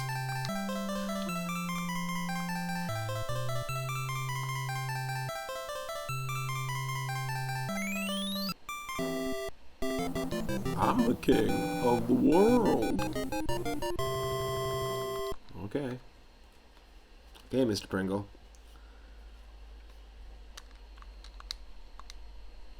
Greetings, that airship really tied the sea together. Princess Toadstool. Okay.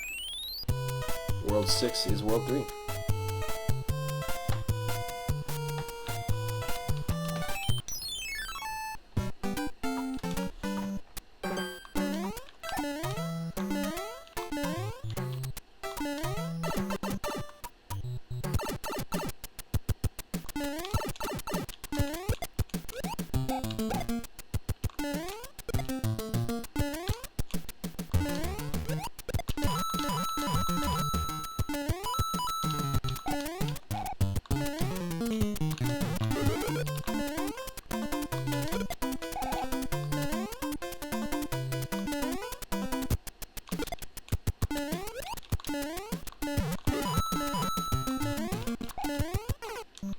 Oh, come on.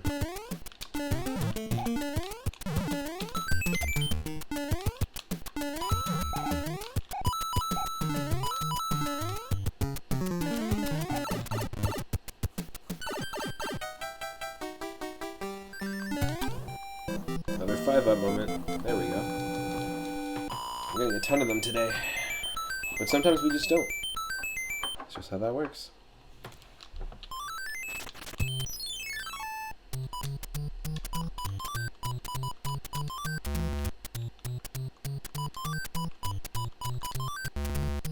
Oh, the 20 was right there.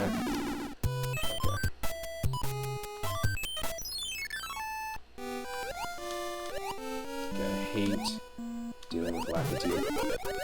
Super not fun.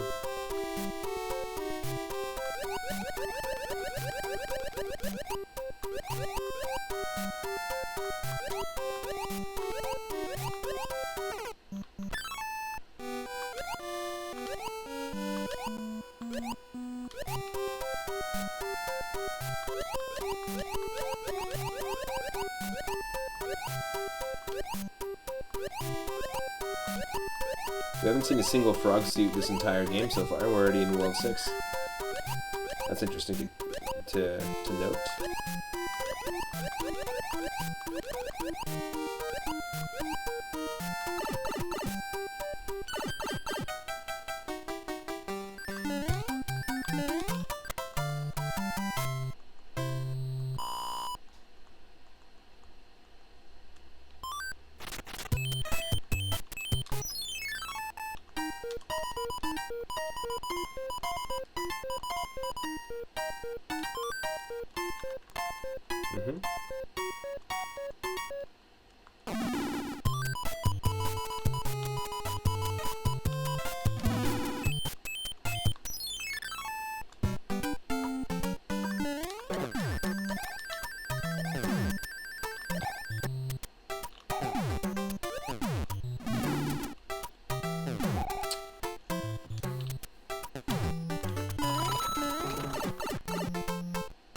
This is another one of those levels that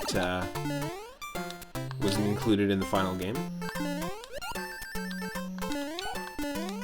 we've got this angry sun as well.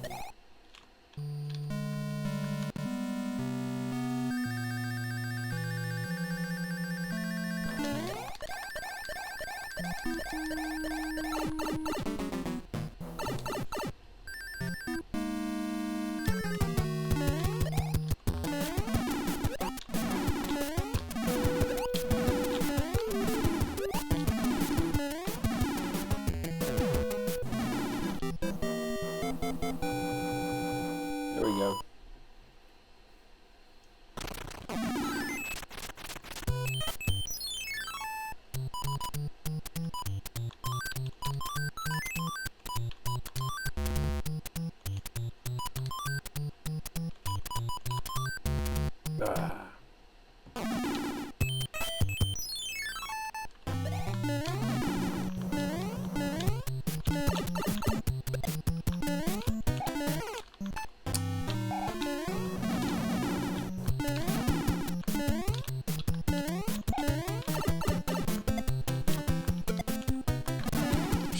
Sure. Whatever. If we survive and can keep going, then that works for me. I can be small Mario, it doesn't matter. We have this done.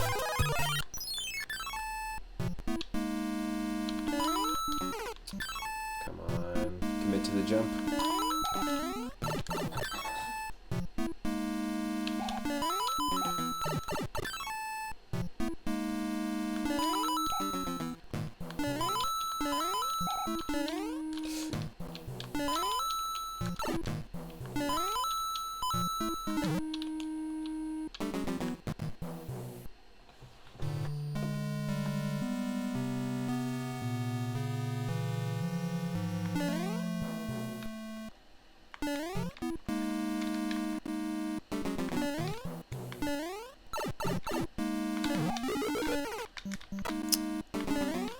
That's all it is.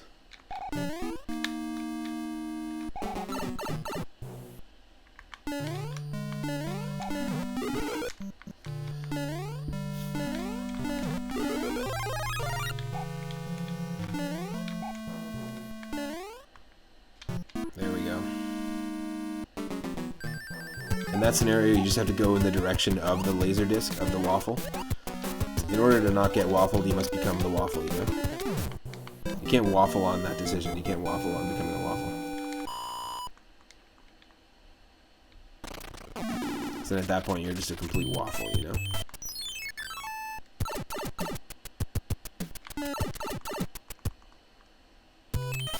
Ooh. Direct to the castle. Direct to the castle. That's interesting. There's a ton left into this world that you don't technically have to do. But I'll do it anyways, because I do want to play most of the levels. That's the purpose of streaming it. I'm having fun with it. Each time I play, I get more used to crazy shit that can be thrown at us. But like I said, not as chaotic, not nearly as chaotic as the web-based, browser-based randomizer that exists. This is the one that typically, we use the randomizer that typically most of the racers and speedrunners of Super Mario Bros. 3 Randomizer use.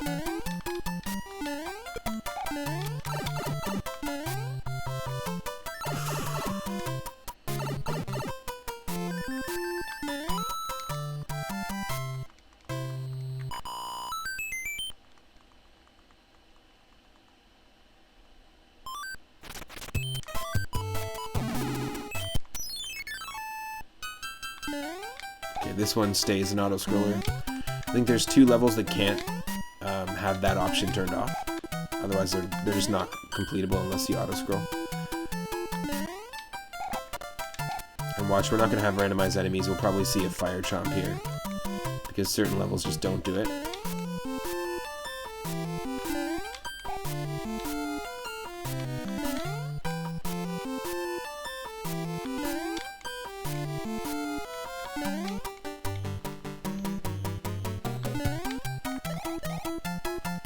Another example of a game that has multiple randomizers is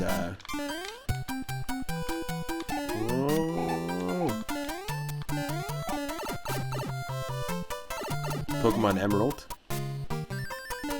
There's a handful of randomizers for it out there.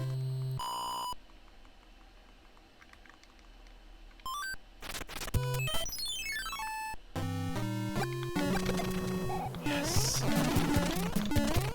I was so lucky. I mean, some of that was skill, but most of that was luck.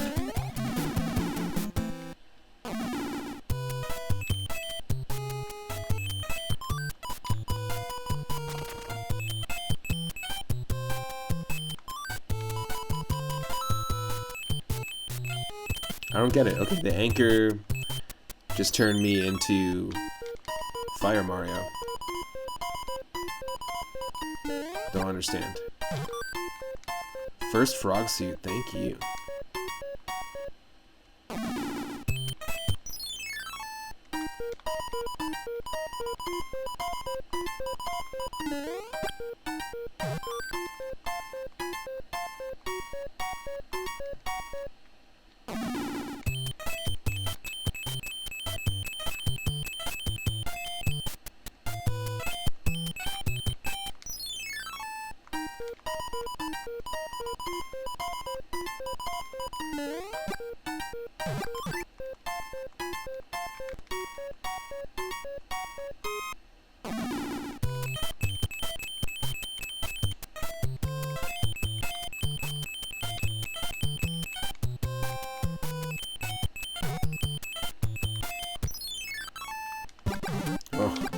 More ice levels. No, thank you. Oh no, and the angry sun here too, okay.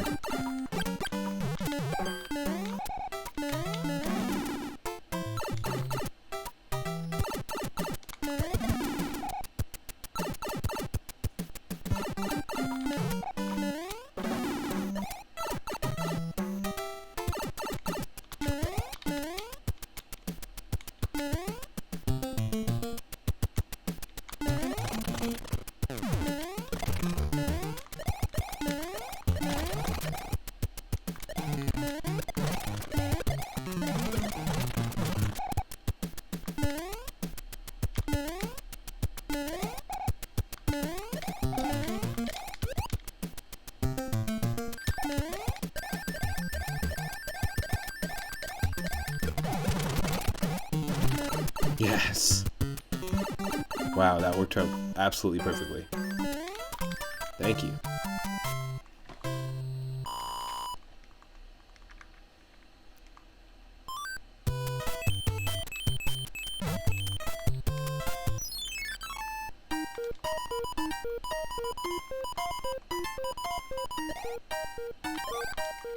Another frog suit. Thank you.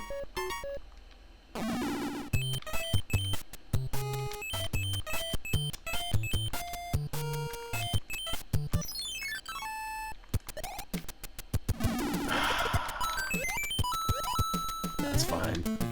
It's fine. It's fine. It's totally fine. That's fine.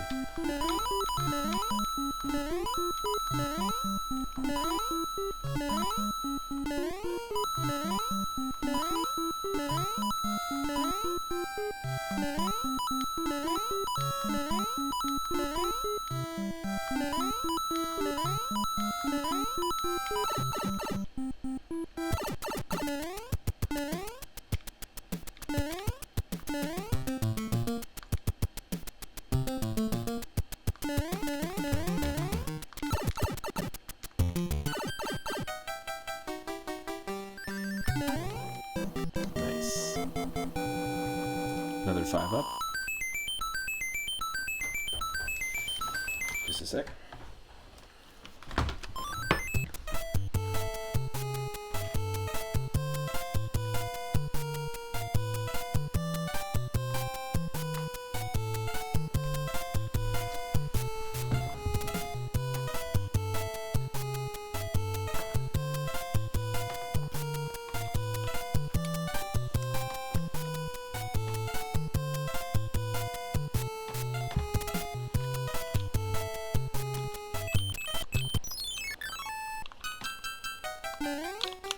Playing as Dark Luigi.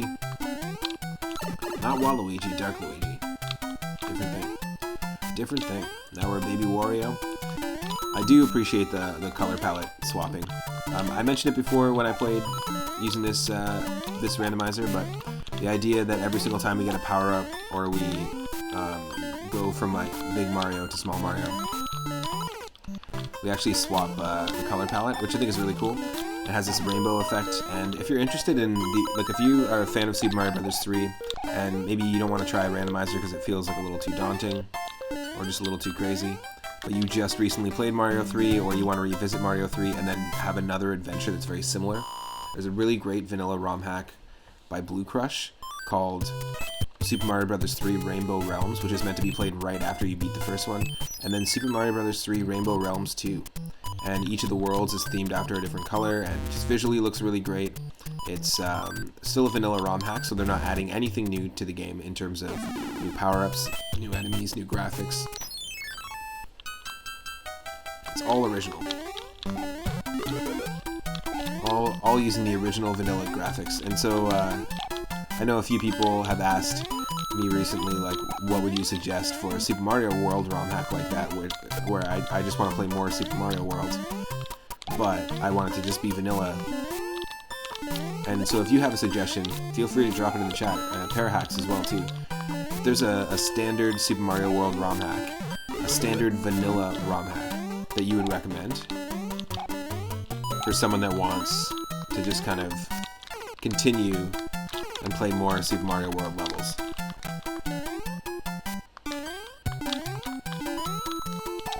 Let me know. Because I'd like to play more ROM hacks like that too as well. Ooh, I like this gray Mario action. Yes. There we go. Angry Sun right at the end, eh?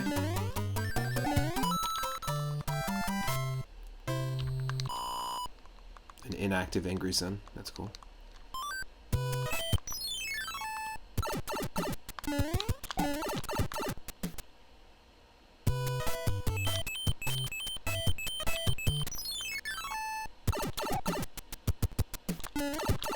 There we go, we cleared the whole world, now we can do this. Oh, come on.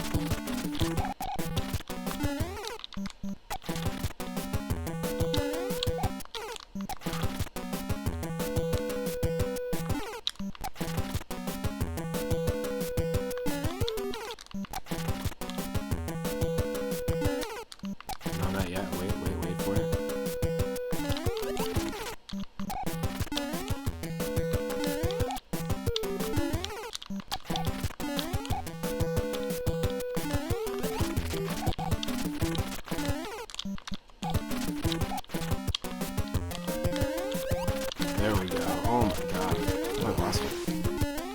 An annoying boss fight.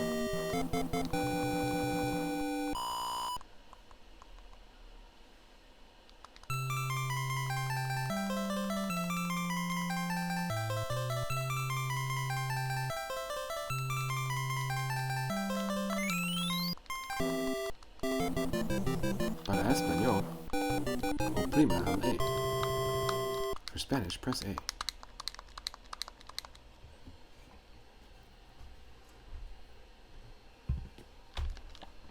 Why did the whale cross the ocean to get to the other tide? Princess Toadstool. Okay. Princess jokes are the new dad jokes, I guess.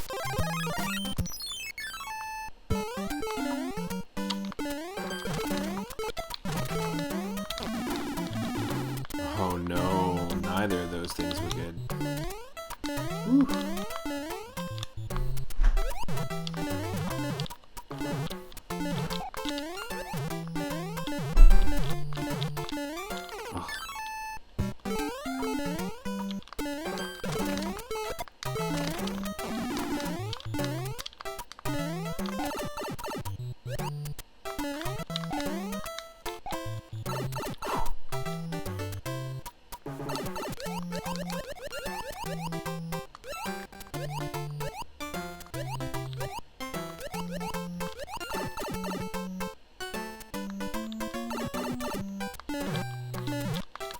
Whew.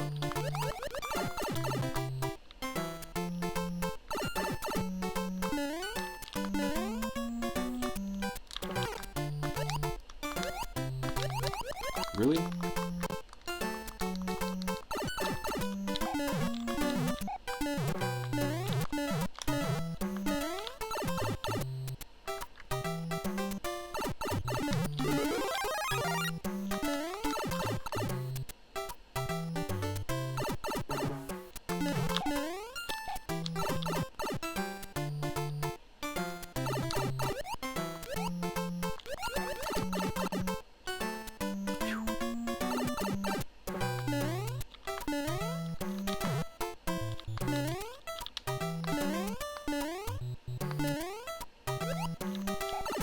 Oh my god, super close.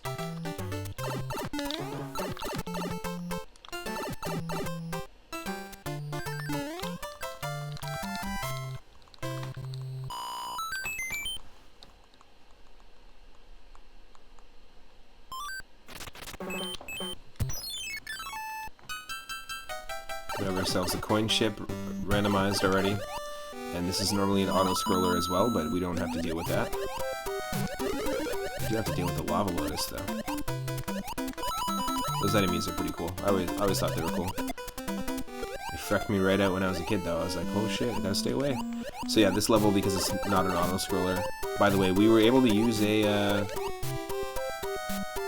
Starman to kill a Electro, which is kind of cool. But yeah, those jellyfish are normally like up, like it normally will scroll vertically and horizontally for a bit, and then like upwards and then downwards afterwards.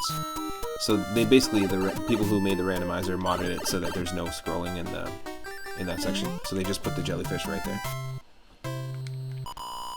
So it may look a little different from the original game if you recognize that level.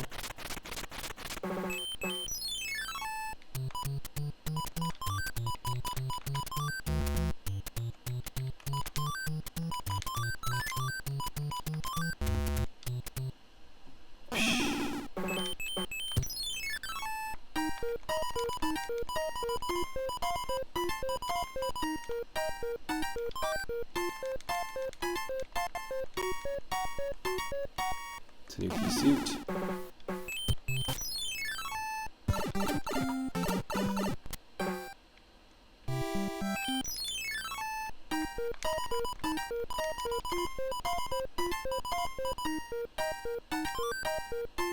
Nice. We're getting good power-ups, so nothing to complain about here.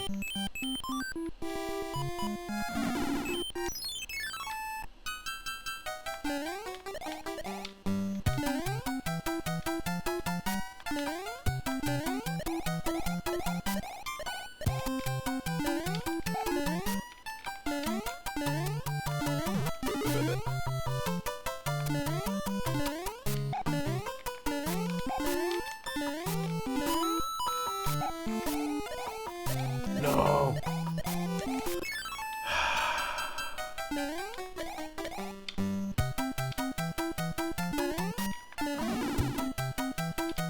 That sucks.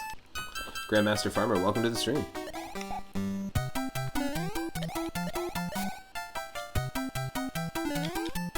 We're doing some Super Mario Bros. 3 Randomizer, as usual. Hope you're having a good day.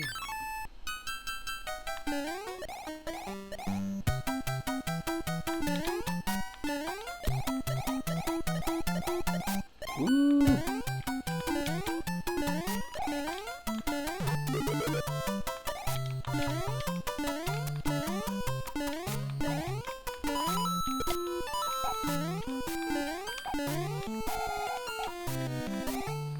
Oh, for fuck's sake.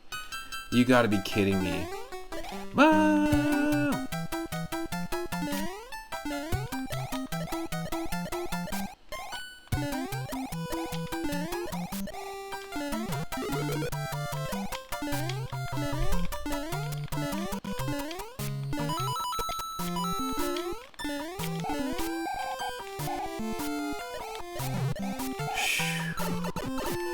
Sheesh. Hate ice levels.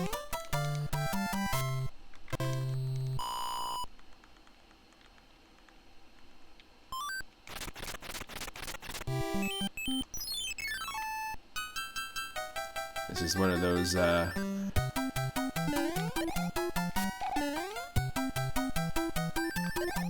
what?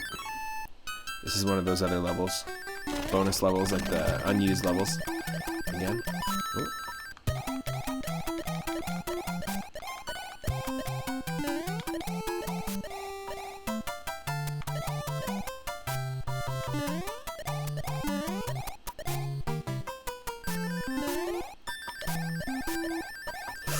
I don't care about those coins.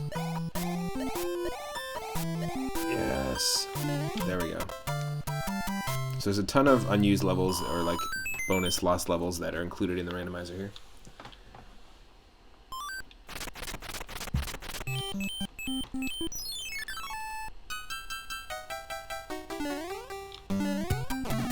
Damn it.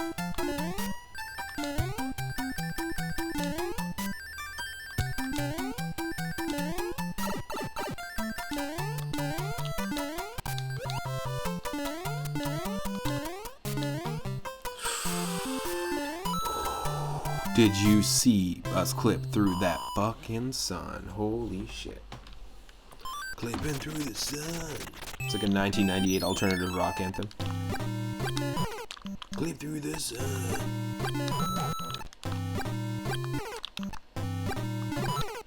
No, no, no, no, no, no, no.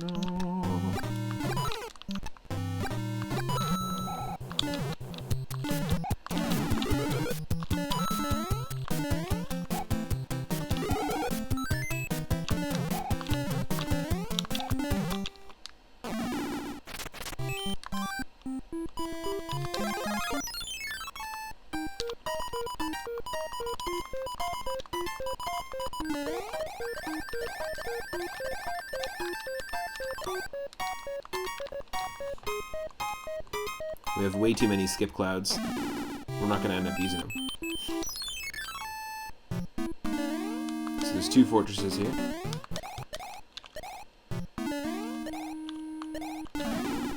No.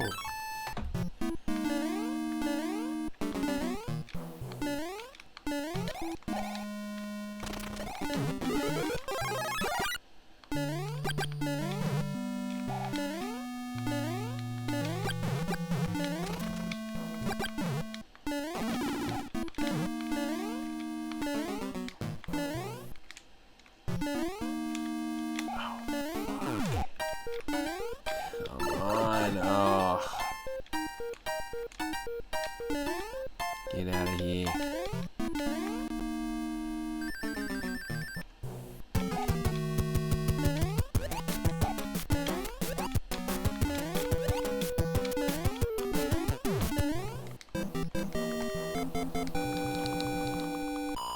Okay.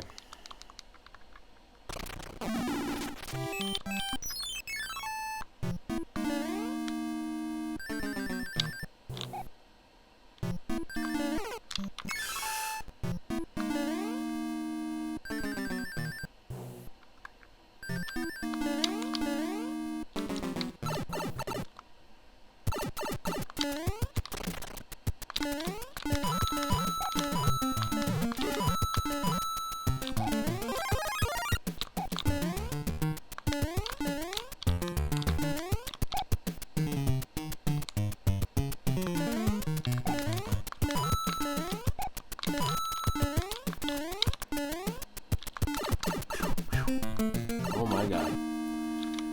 There we go.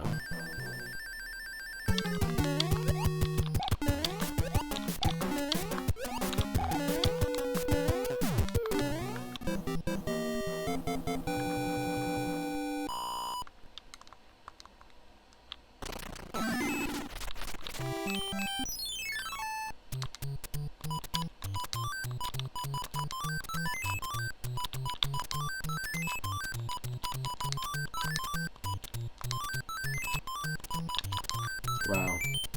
Okay, what items did we get? Don't need that. Don't need that. We can just use the skip clouds.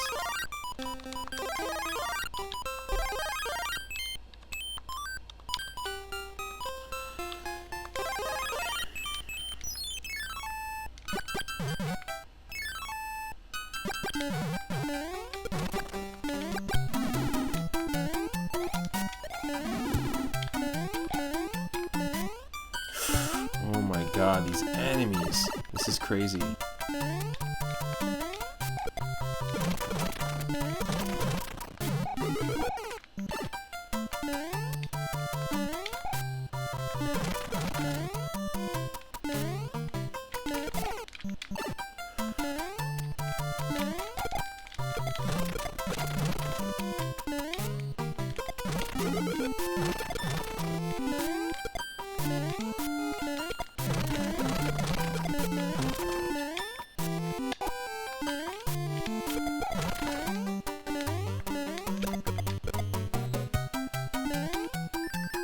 Oh my god.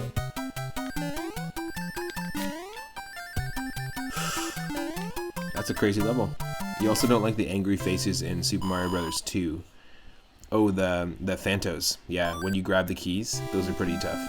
Tough things to deal with. We recently played Super Mario Advance, the Super Mario, like the Super Mario Bros. 2 port on the Game Boy Advance, and they're pretty notoriously tough there. Or the Lakitus throwing spiky things at you in Super Mario Bros. 1. Honestly, the Lakitus in any game are always annoying. They annoy you with the camera in Super Mario 64. They mess with you in Super Mario World randomizers because they can throw anything, including like flying Koopas, parachuting bob-ombs, all sorts of stuff. Not just Spinies. Also the eggplant guys in Kid Icarus, that's funny. Don't get me started on those. I never played that much of Kid Icarus, actually. I played the Game Boy one, but not the first one that much.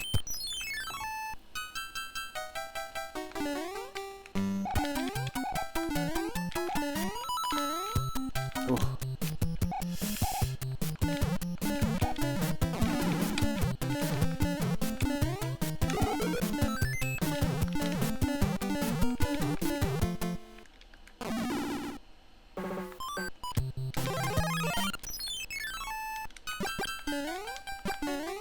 Now, there's a good question for the chat. What's your least favorite video game enemy? What enemies are up there in that list for you?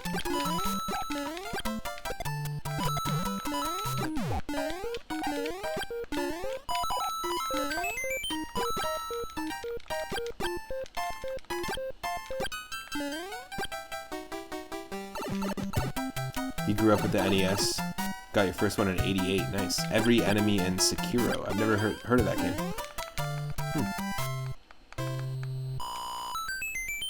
Nice. I luckily got gifted an NES that my uncle had with a bunch of games around when N64 came out, because I was only born in '89 myself. So.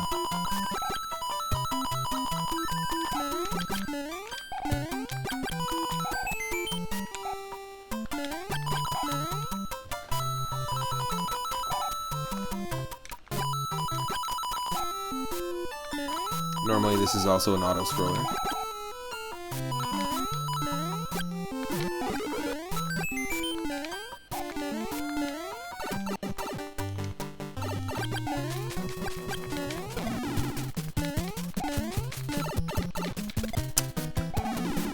what's that for? Pointless. That's a random item too, but that's such a pointless fight. At least we went in for the 1-ups. We don't need them. Let's just keep doing this. We might as well just use them all up. 2 more levels, and then we've got the castle done. Yes. I love those Han versus Greedo moments. Those good, the bad, and the ugly shootout moments, you know?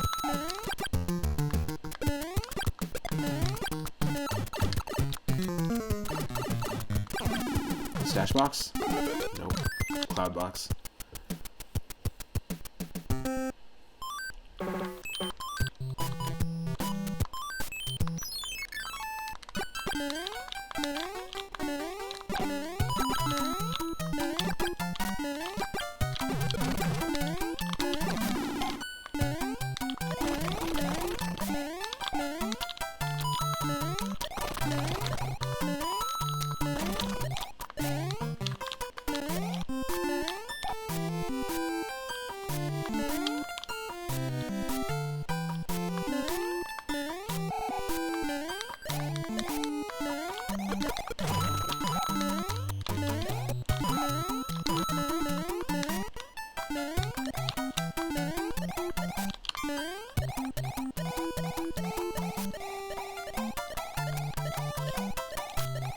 Oh no.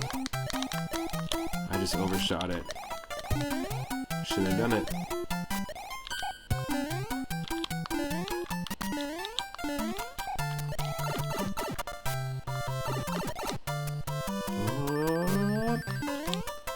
The worst enemy in a retro game would be the axe-throwing guys with helmets in Super Mario Brothers series. So, oh yeah, so the Hammer Brothers.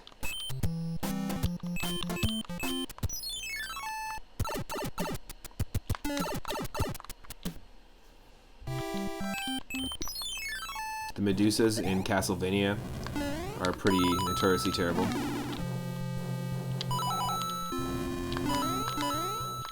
Itorama, what's up? What's up? Thank you for the moon. Hope you had fun being a ghost. Hope you had fun. No one wants like to be dead. To be dead. Medusa heads, enough said. Yeah, exactly.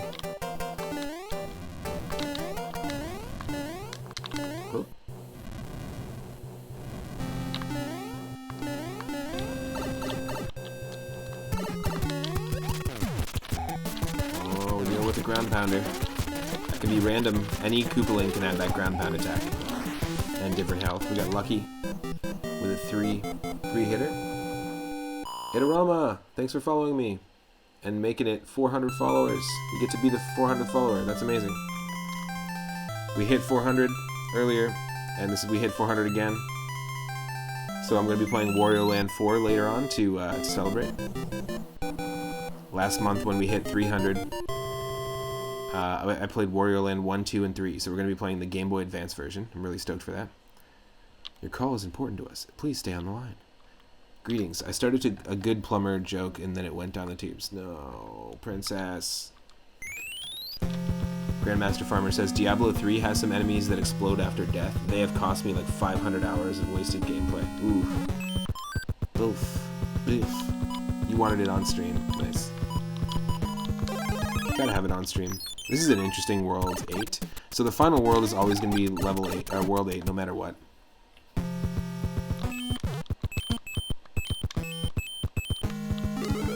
Interesting.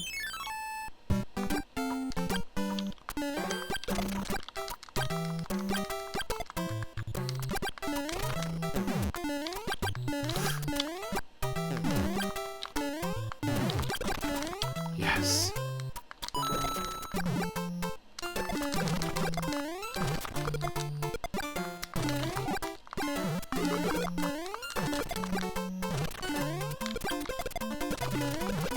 No survivors. There we go.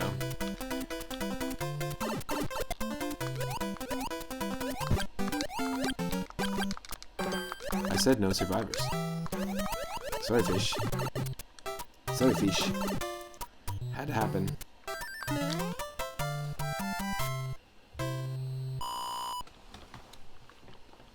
After this, I'm going to actually play a couple of different Tetris variants on stream after we beat this. And like I said, later tonight we'll do some Wario Land 4.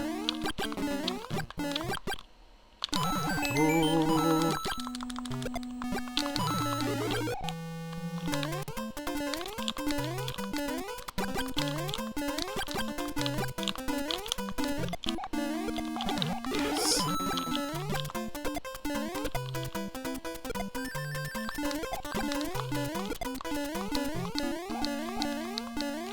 You actually can't use the pipe because this area is kind of considered a transition area.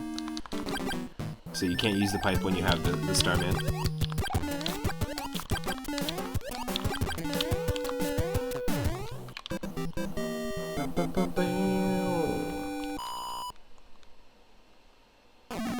Hold on a second.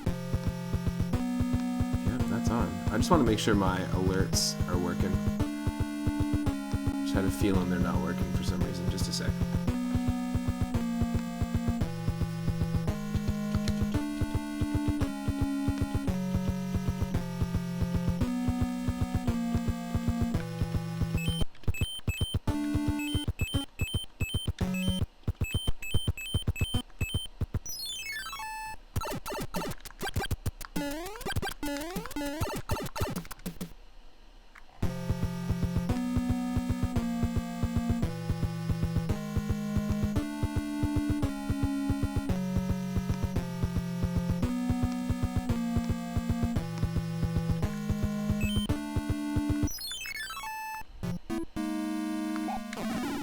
Oh no.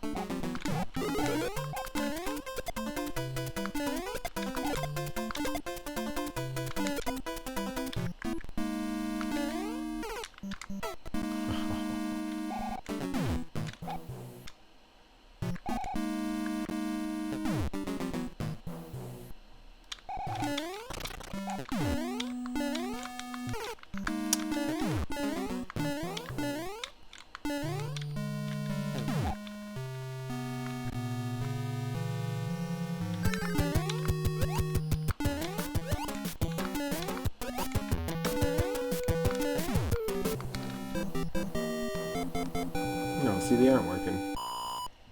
Streamlabs, what you on about?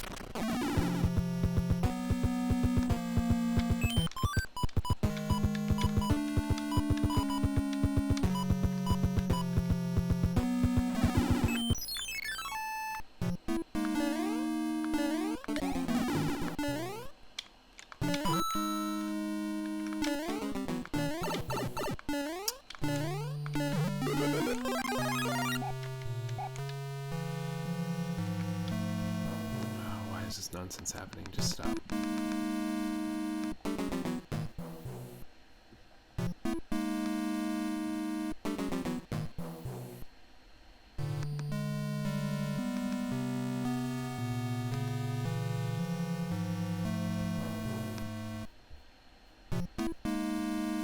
Sorry. Just trying to fix my my alerts at the moment at the same time as playing. Whoop. Whoop.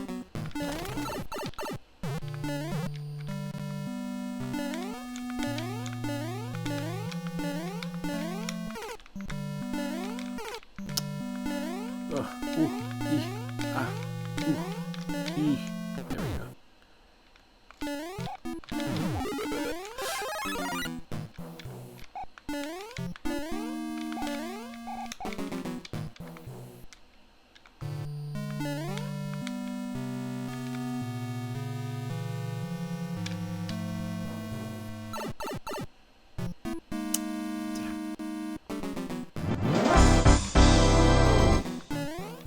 Did that just say that I hosted myself?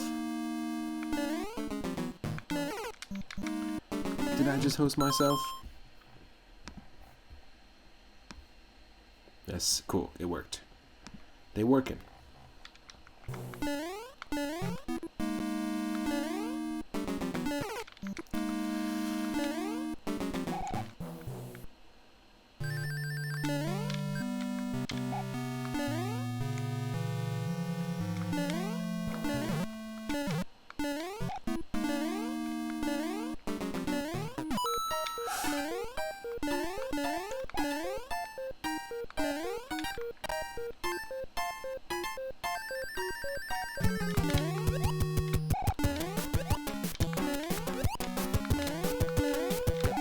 Yes.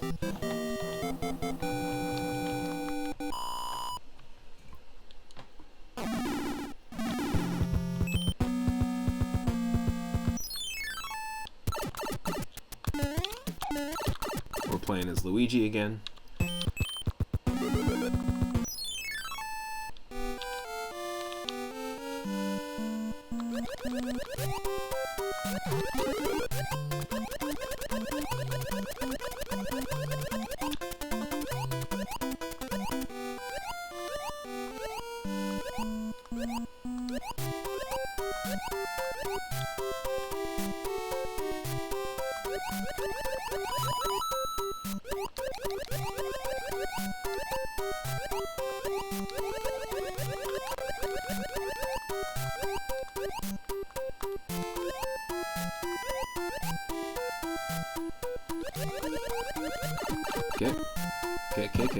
Okay. Let's go.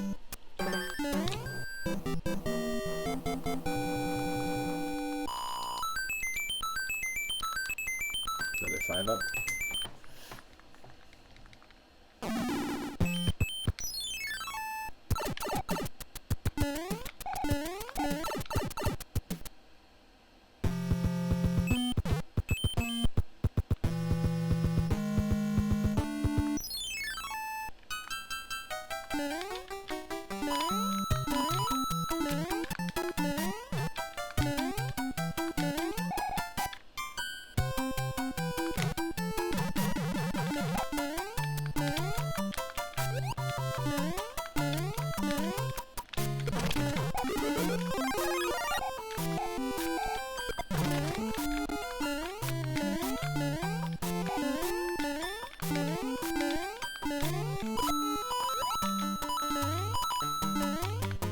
Ooh. No! No!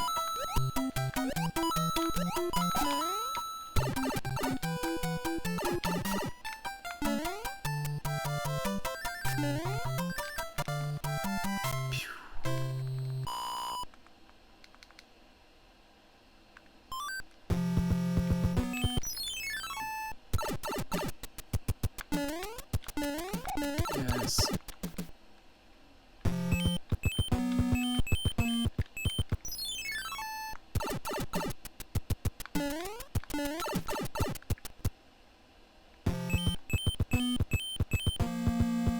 I think this is it. Pretty sure we did all the levels.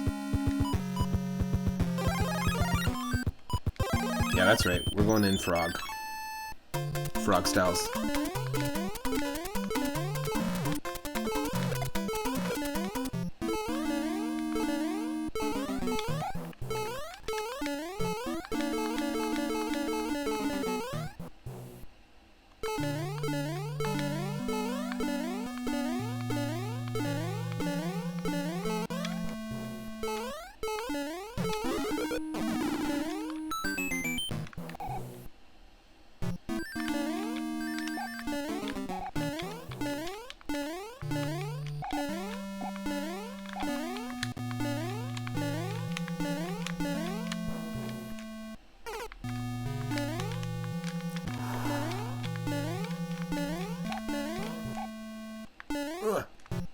Yes, now it's time to fight Bowser. Yes, now it's time to fight Bowser. Let's go.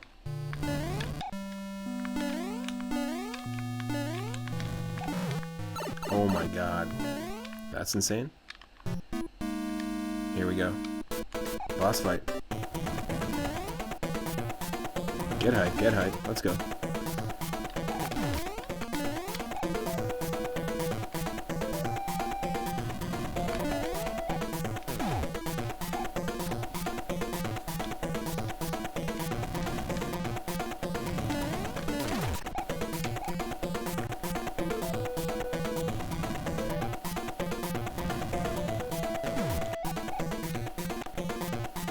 Here we go, folks.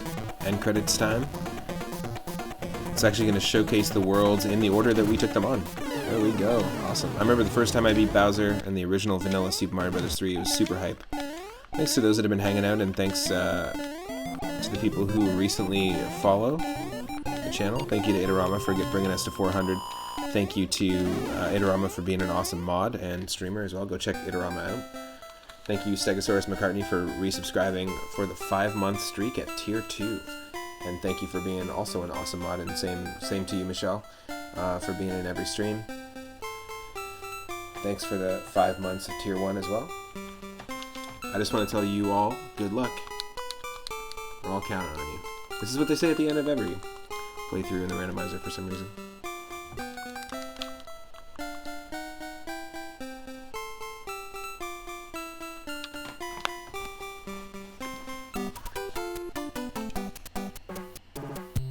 Still one of my favorite ending themes in any video game.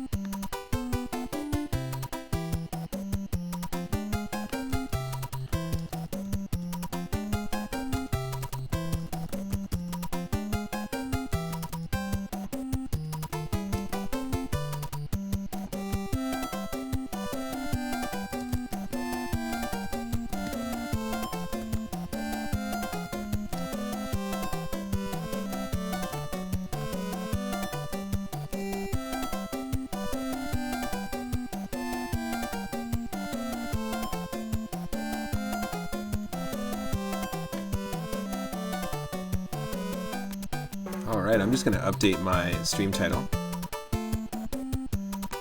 And we're going to play a little more of Tetris Battle Gaiden that we were playing last night. I was really enjoying it, so we'll do a little bit of Tetris. We'll play a few different versions of Tetris as well. I'm going to also pull up the Magical Tetris Challenge, which we played on N64 briefly. It's one I rented on N64, but they have a Game Boy Color version, so I'm going to try the Game Boy Color version. But yeah, stick around. I'm going to play some more Super Mario RPG music, and we will have Tetris Battle Gaiden on the Super Famicom coming up.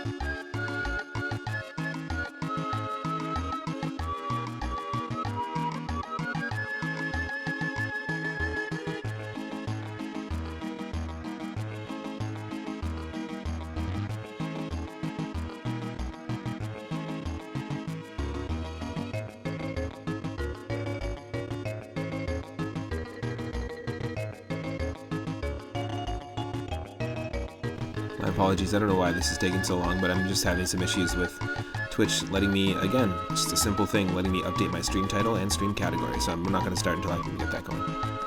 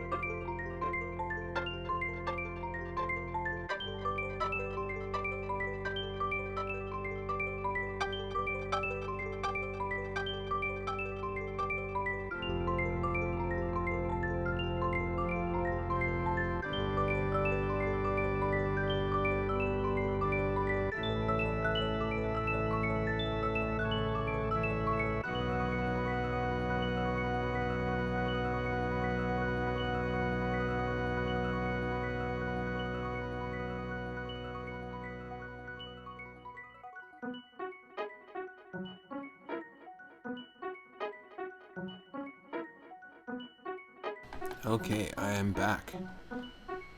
We should get this working in just a sec.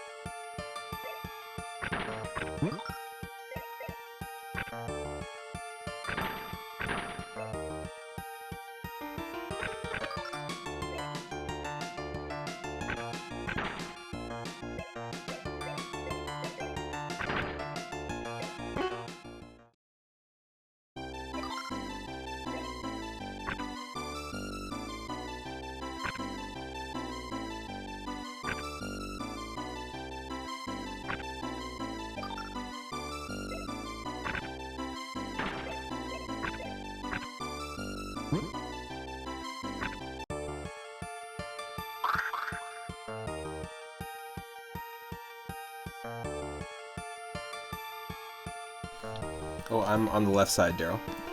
We're playing Tetris Battle Gaiden. This is one of the ones that was redeemed yesterday, or was in the list of retro redeems for our viewer request night by Michelle. And Michelle and I were playing this last night. It's super fun. There's all sorts of really cool, basically like when you get lines, you earn on the left and right side. There's these orbs that you earn, and the more orbs that you get,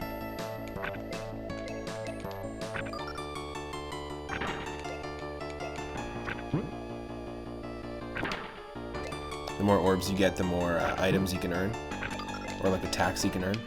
So it's all about, it's like Tetris Battle, right? It's all about the challenge. It's pretty cool. This game is only available on the Super Famicom, so the Japanese Super Nintendo.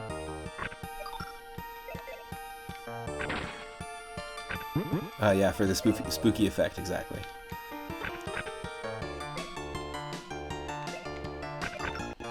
It's to be creepy spoopy.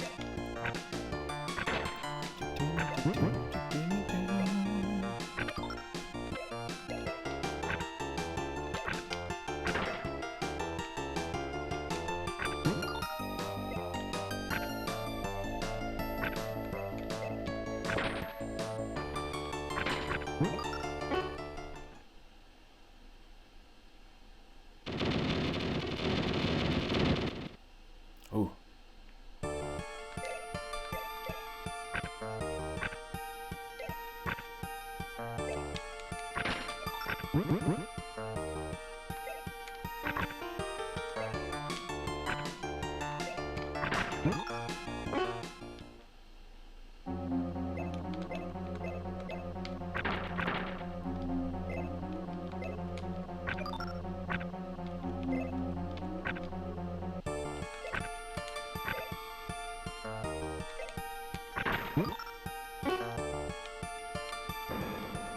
Damn.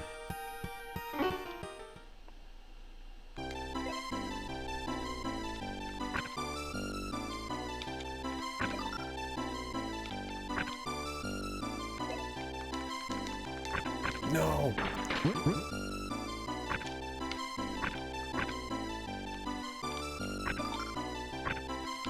We're done. We done. So the smiley face in the middle, Daryl, means that they won one of, like, they basically just won their second of 3 matches. It's like best 2 out of 3. So we lost that one.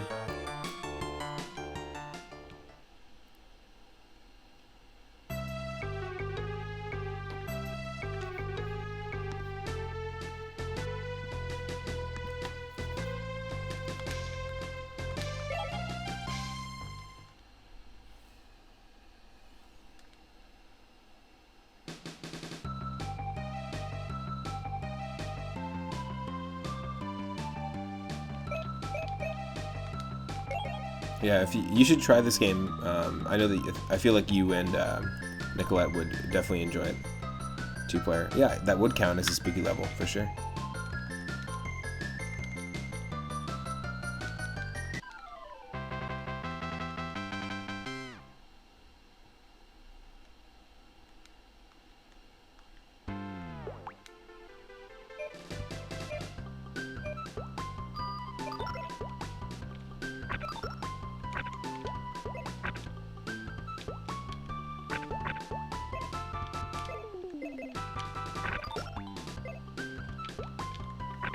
Speaking of the garden, Daryl, here you go.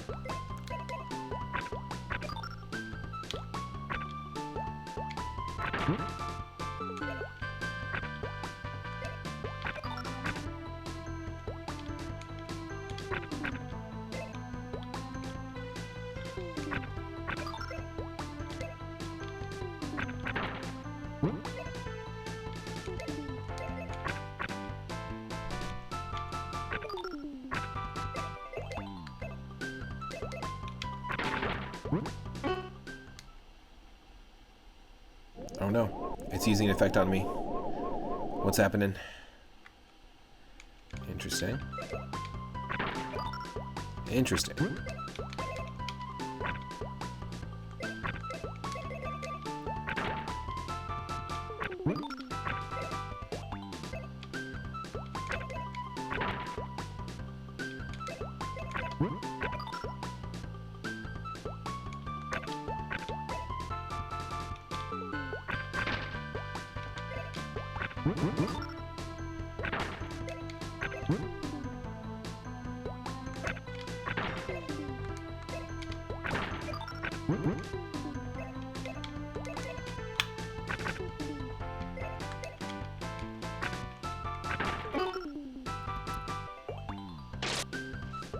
Nice.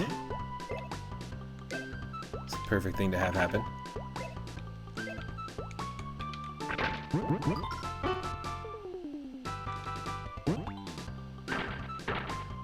Yo, what the hell?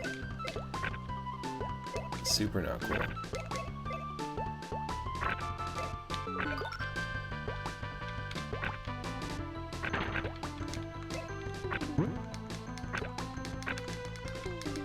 Nope. That sucks.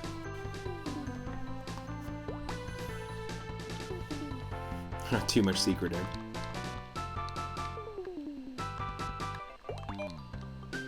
Yater, ready.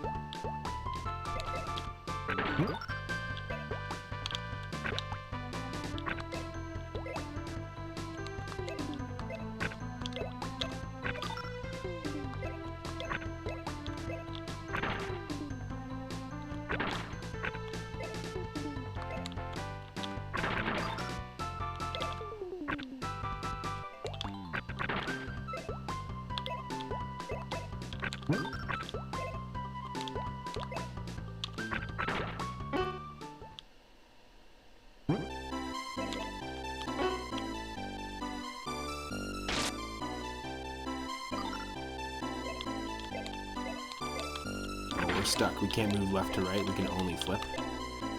That's fine. We also can't press down. Oh, never mind. It just swapped our controls. So the X, Y, and A button are my D-pad at the moment. That's crazy.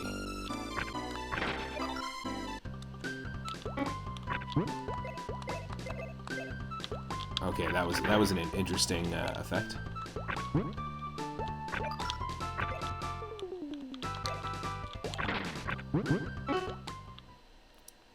No.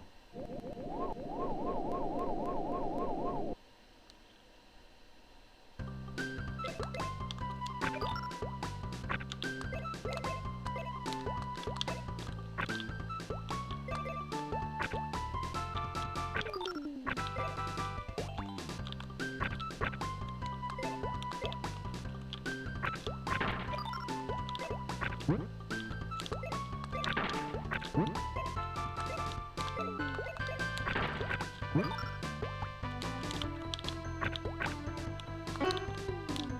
No.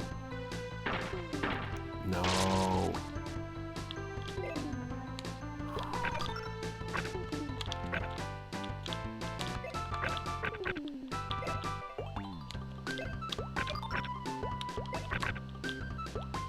Yeah, there's nothing we could have done there. Nothing we could have done there. Damn. Not doing too well at the moment.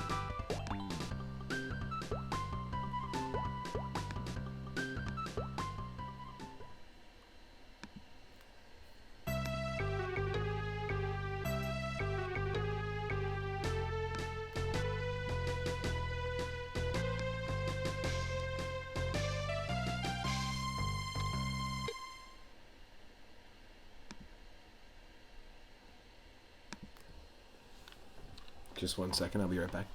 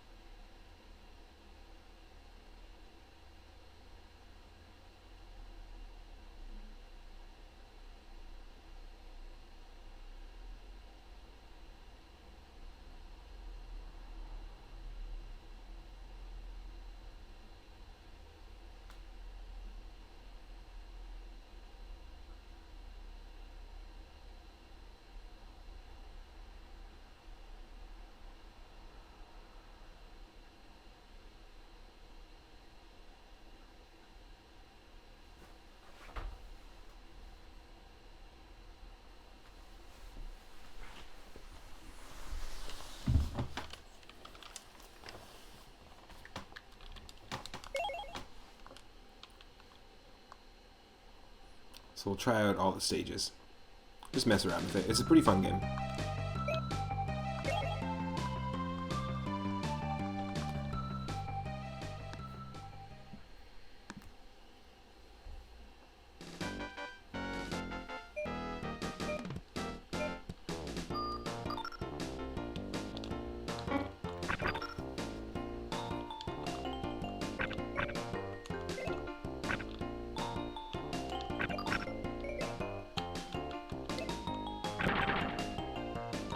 So another interesting thing about this game, one, the pixel art's pretty good, the music's great, all the special effects, like the secret effects that you can do in terms of attacks, are really interesting as well. It makes for a different experience every time. But we're pulling from the same deck of tetrads, basically. If you look at it like a trading card game, that's what we were talking about yesterday, me and my partner Michelle on stream, talking about how if this was a card game, like we're being dealt from the same deck, which isn't normally the case in two-player Tetris games. So that's a unique thing here, and I think it's pretty interesting because there's moments where it's like, yeah, I'm gonna get the piece I want, but at the exact same time, the opponent gets it instead.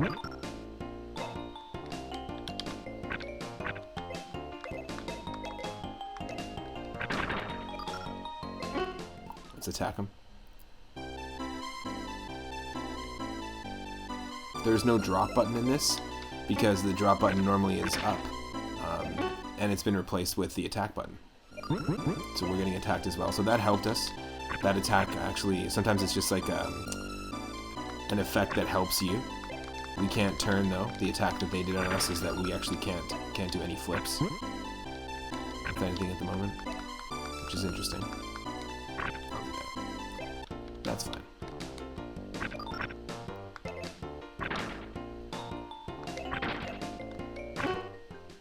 Ooh, destroyed our block too, thanks. And the same effect, where we can't turn the block. It's interesting. And it can really mess you up.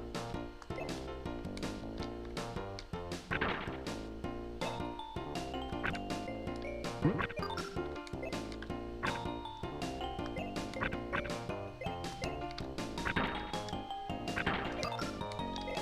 gotta be careful because you can be given a block that you can think that you got the block that's up next in the queue, but it can be tossed instantaneously. Like there's a short frame window where it can be tossed to your opponent instead.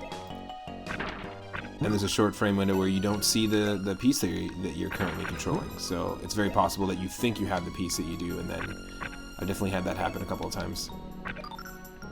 That's not the case, and then it screws us over.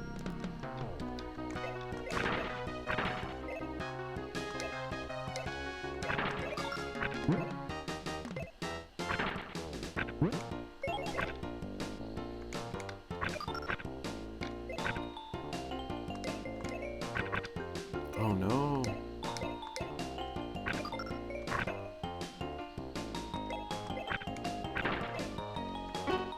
Let's go. Attack time.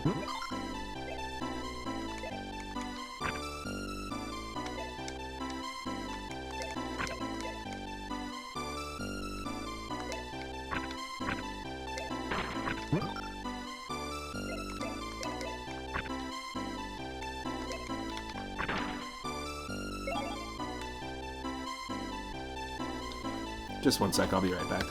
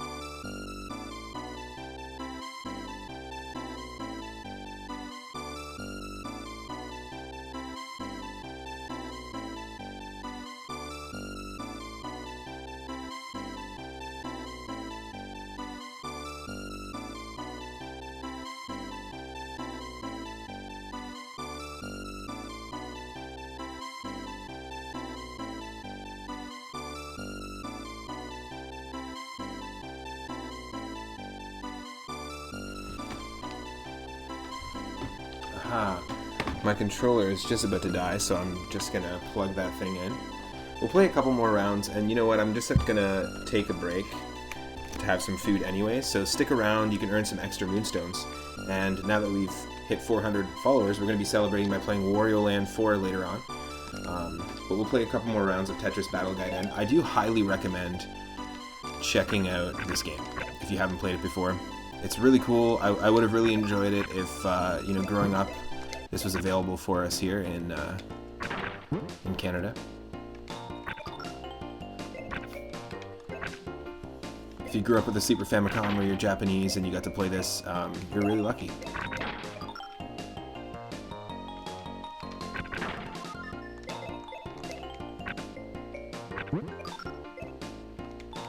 Ooh, this is tricky. Yes, that's what I need. That's what we need. That's what we need. There we go.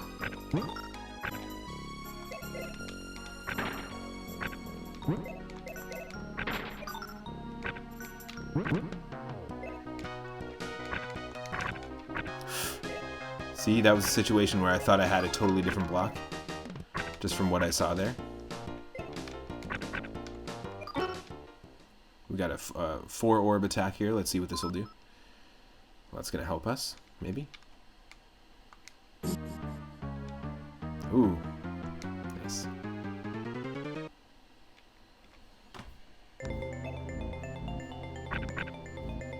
Oh no.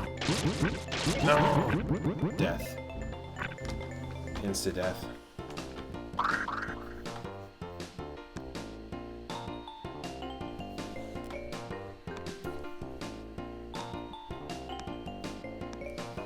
Great.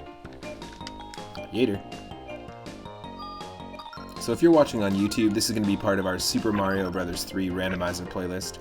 I might start doing some more little Tetris rounds at the end of the stream, just for fun. And like I said, we're probably going to do some more co-op streams again. Michelle and I will try different Tetris variants.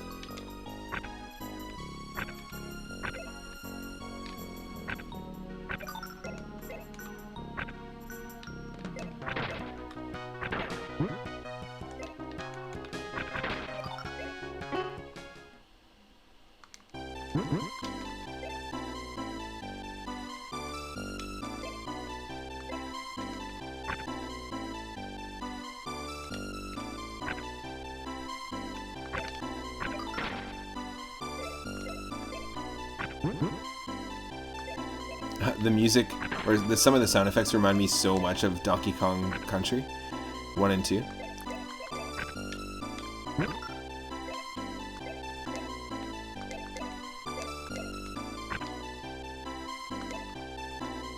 Ooh.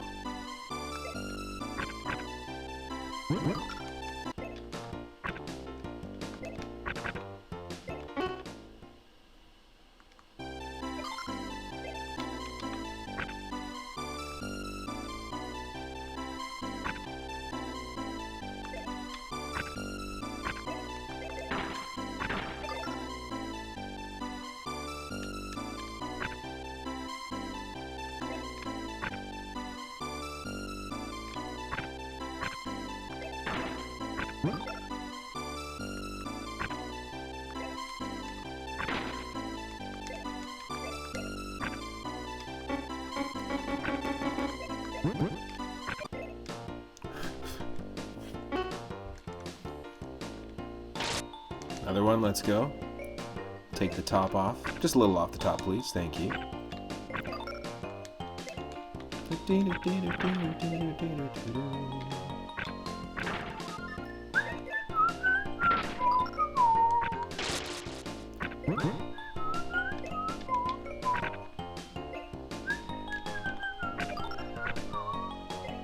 Heck yes.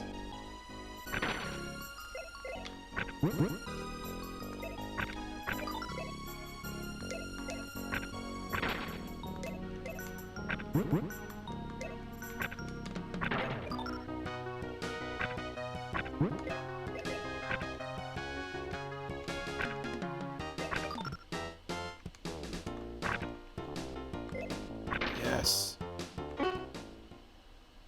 A 4-orb attack. Let's see if this will do enough.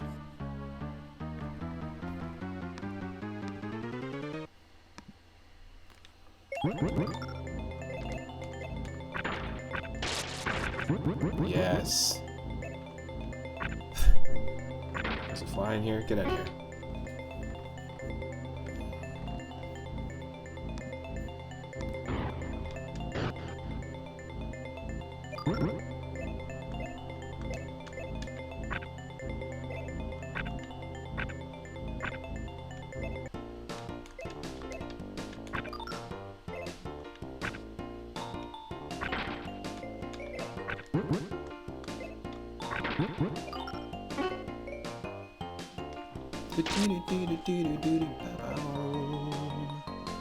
Yes.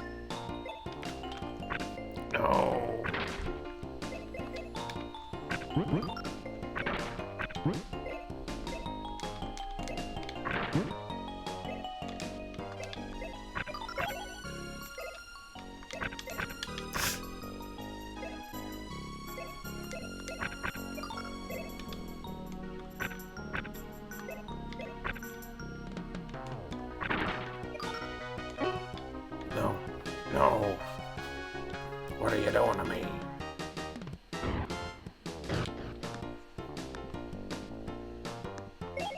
Just 1 sec here. Whew.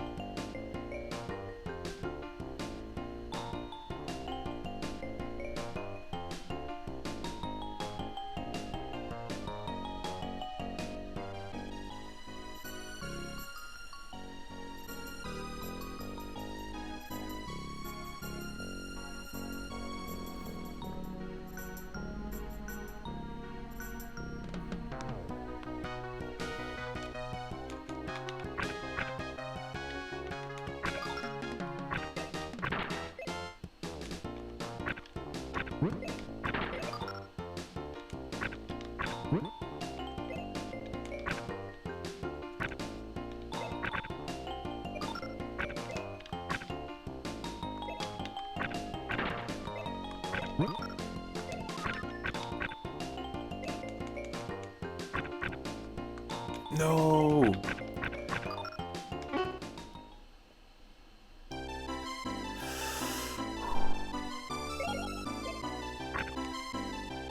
It's super fast. No, we're done. We're done.